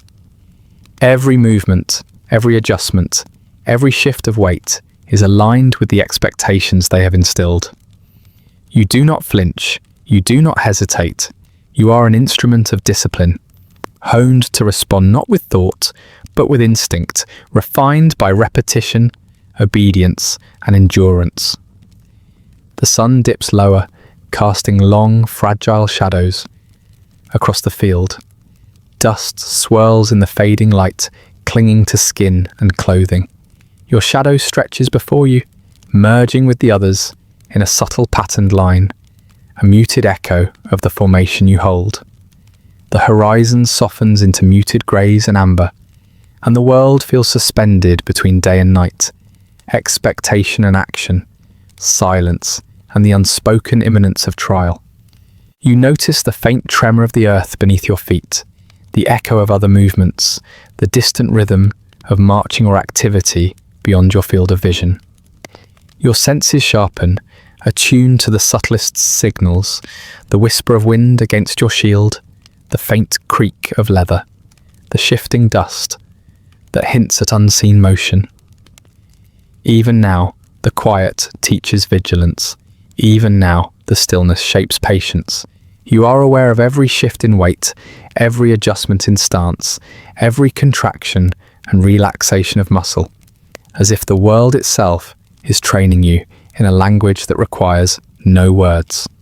Hours seem to condense into a single, suspended instant. The sun grazes the horizon, casting a muted glow, painting the world in subtle shades of ochre and grey. You feel the quiet tension in your shoulders, the gentle ache in your back and forearms, the residual burn in your legs from marches and drills past. Yet there is no strain in the sense of purpose. You feel a steady, almost meditative clarity. All distraction falls away. Hunger, fatigue, discomfort, they exist, but they are subordinate to the stillness, the quiet awareness that this moment is everything. You notice the breath of the soldiers beside you, the subtle rise and fall of their chests, the faint twitch of a hand along a spear, the soft flex of a foot against dry earth. Their readiness mirrors your own, a silent testament to endurance, discipline, and shared purpose. You sense the unspoken bonds that have formed through months and years of trials, marches, hunger, and fatigue. Words are unnecessary. Presence is enough. Attention, discipline, and the weight of shared expectation fill the space between you. The shadows lengthen. The horizon darkens. Your chest rises and falls in a quiet rhythm. Arms heavy with the shield, legs firm beneath the strain, mind sharpened by repetition and observation. There is no fear here. There is no hesitation. Only the muted, enduring clarity of a body and mind honed to meet whatever follows. The world has slowed around you, aligning itself to the rhythm of your breath and the measured stance of your unit. In this stillness, you feel the culmination of everything: the early separation, the cold floors of the agauge, the drills, the hunger, the watches, the shield.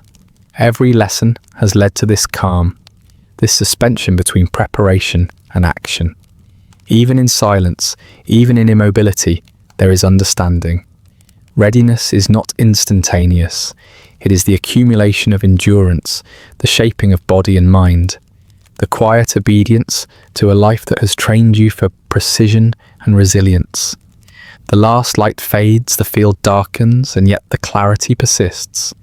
You inhale, sensing the weight of your shield, the alignment of your body, the stillness of your comrades.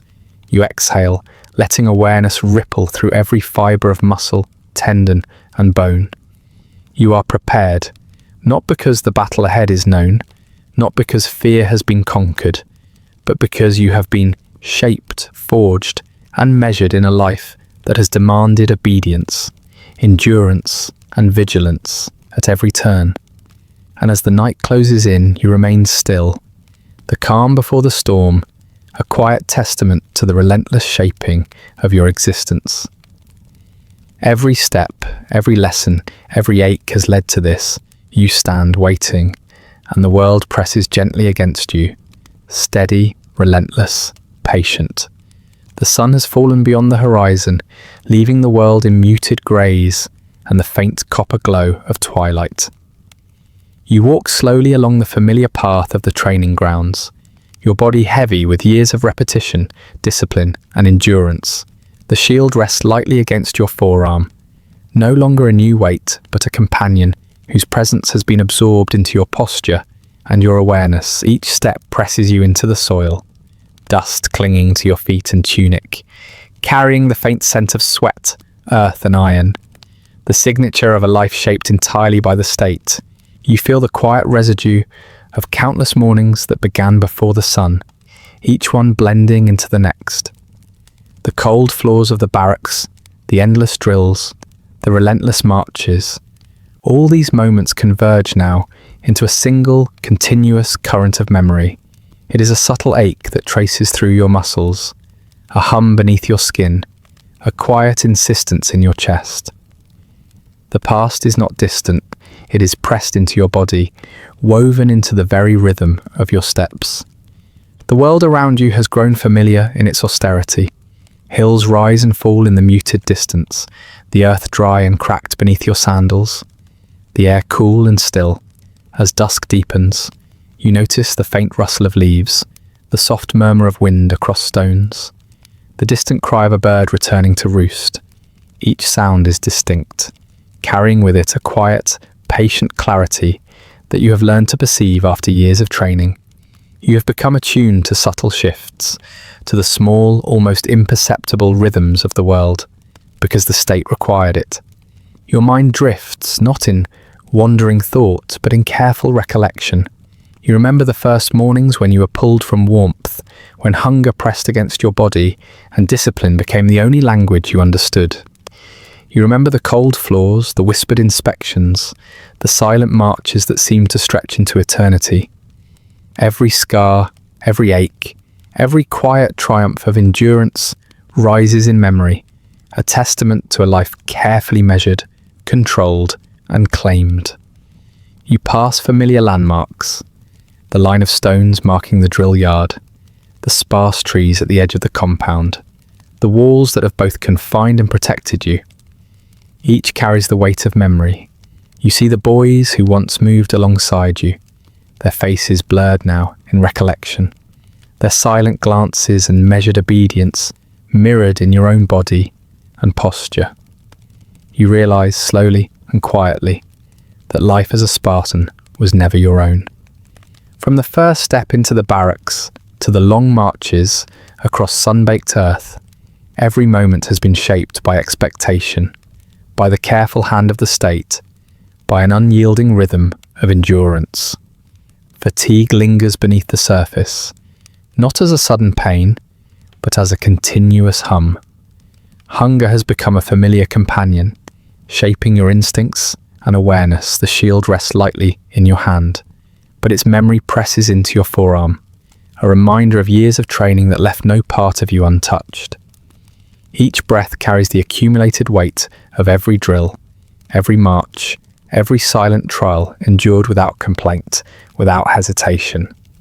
Your body remembers even when your mind rests.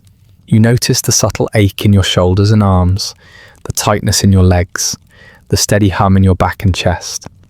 These are the quiet tokens of a life fully claimed by duty. You have learned to move with them, to carry them without acknowledgement, to let them become part of your rhythm.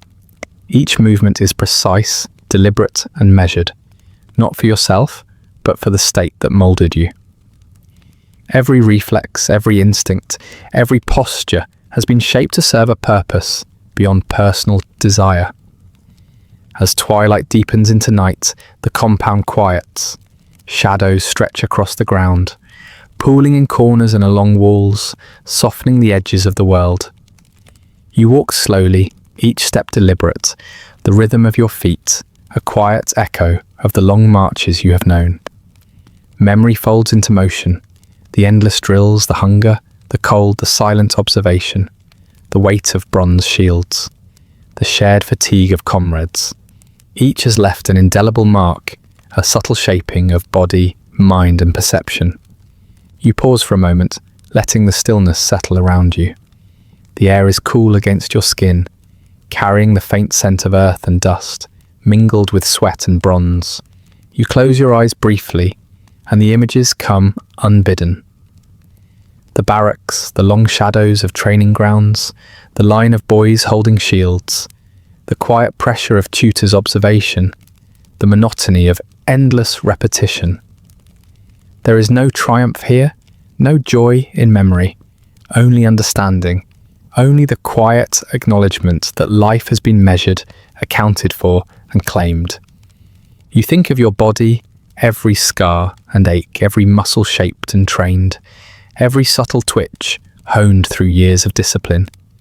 You recognize them not as personal marks, but as evidence of obedience, endurance, and the relentless shaping of self into an instrument of the state. Your mind recalls the lessons of hunger, of fatigue, of marches that blurred days into nights. You recall the quiet vigilance, the meticulous attention, the disciplined alignment of thought, posture, and motion. And you understand fully that all of this was never for you. It was for the state, for the order, for the measure of a Spartan life.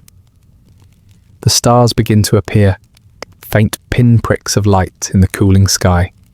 Their presence is quiet, distant, indifferent. You breathe slowly, feeling the rhythm of your own chest and the steady weight of your body. Do you feel the imprint of every trial, every march, every lesson, pressing softly into your awareness? Life has not been stolen in a violent sense. It has been quietly claimed day by day, step by step, breath by breath. Even as you stand in the gentle night, you sense its presence in every movement, every sensation, every thought. You remember the faces of comrades, the silent glances of understanding, the muted acknowledgements of shared endurance. You remember the tutors, the older boys, Sikhis, the crypta, the relentless expectation pressing against your body and mind. You recognize the quiet horror, not of sudden injury or battle, but of a life measured and shaped without interruption. It is a horror of slow, relentless discipline, of obedience and endurance, pressed gently, unyieldingly into every fibre of being. And yet, in this understanding, there is a quiet clarity. You have survived, not by chance, not by rebellion, but by becoming exactly what was required of you. The body, the mind, the awareness. They are all instruments finely tuned to the unspoken demands of the state. You feel them in motion, in stillness, in the rhythm of breath, in the weight of bronze, in the subtle ache that is both companion and memory. As night deepens fully, you walk the final stretch of the path back to the barracks. The shadows fold into one another. The air carries the scent of earth and distant fires, and the quiet hum of endurance lingers in every step you reach the threshold. Pause and feel the culmination of years pressing softly against your awareness. You are no longer a boy. You are a soldier, a body and mind claimed entirely by the life you have endured. You lay on your mat, muscles humming with fatigue, breath steady, the weight of memory settling into your bones. You close your eyes, letting the quiet darkness fold around you. Years of obedience, hunger, fatigue, drills, shields and marches merge into a single, continuous presence within you. The state has taken its measure, and you have become exactly what was demanded. Your thoughts drift, slow and deliberate, tracing the faint ache of endurance, the quiet hum of discipline, the subtle shaping of every breath, every scar, every silent moment. You inhale, you exhale, and for the first time, in the deep, patient darkness, you feel the full weight of a life not your own, pressed gently but unyieldingly into the rhythm of your body and mind. And that brings us to the end of tonight's story. Feel free to like, subscribe or leave a comment with another forgotten corner of history you'd like explored next. If you'd like early access to more of these quiet descents into forgotten history, ad-free audio of the episodes, or just want to support the show, there's a link to the Patreon in the description. If you're listening on a podcast app, a rating or review helps more people find their way to these stories. And special thanks to the supporters who make this show possible, including our chroniclers, Andrew S., Rich Davis, and Leslie Schofield. Sleep well.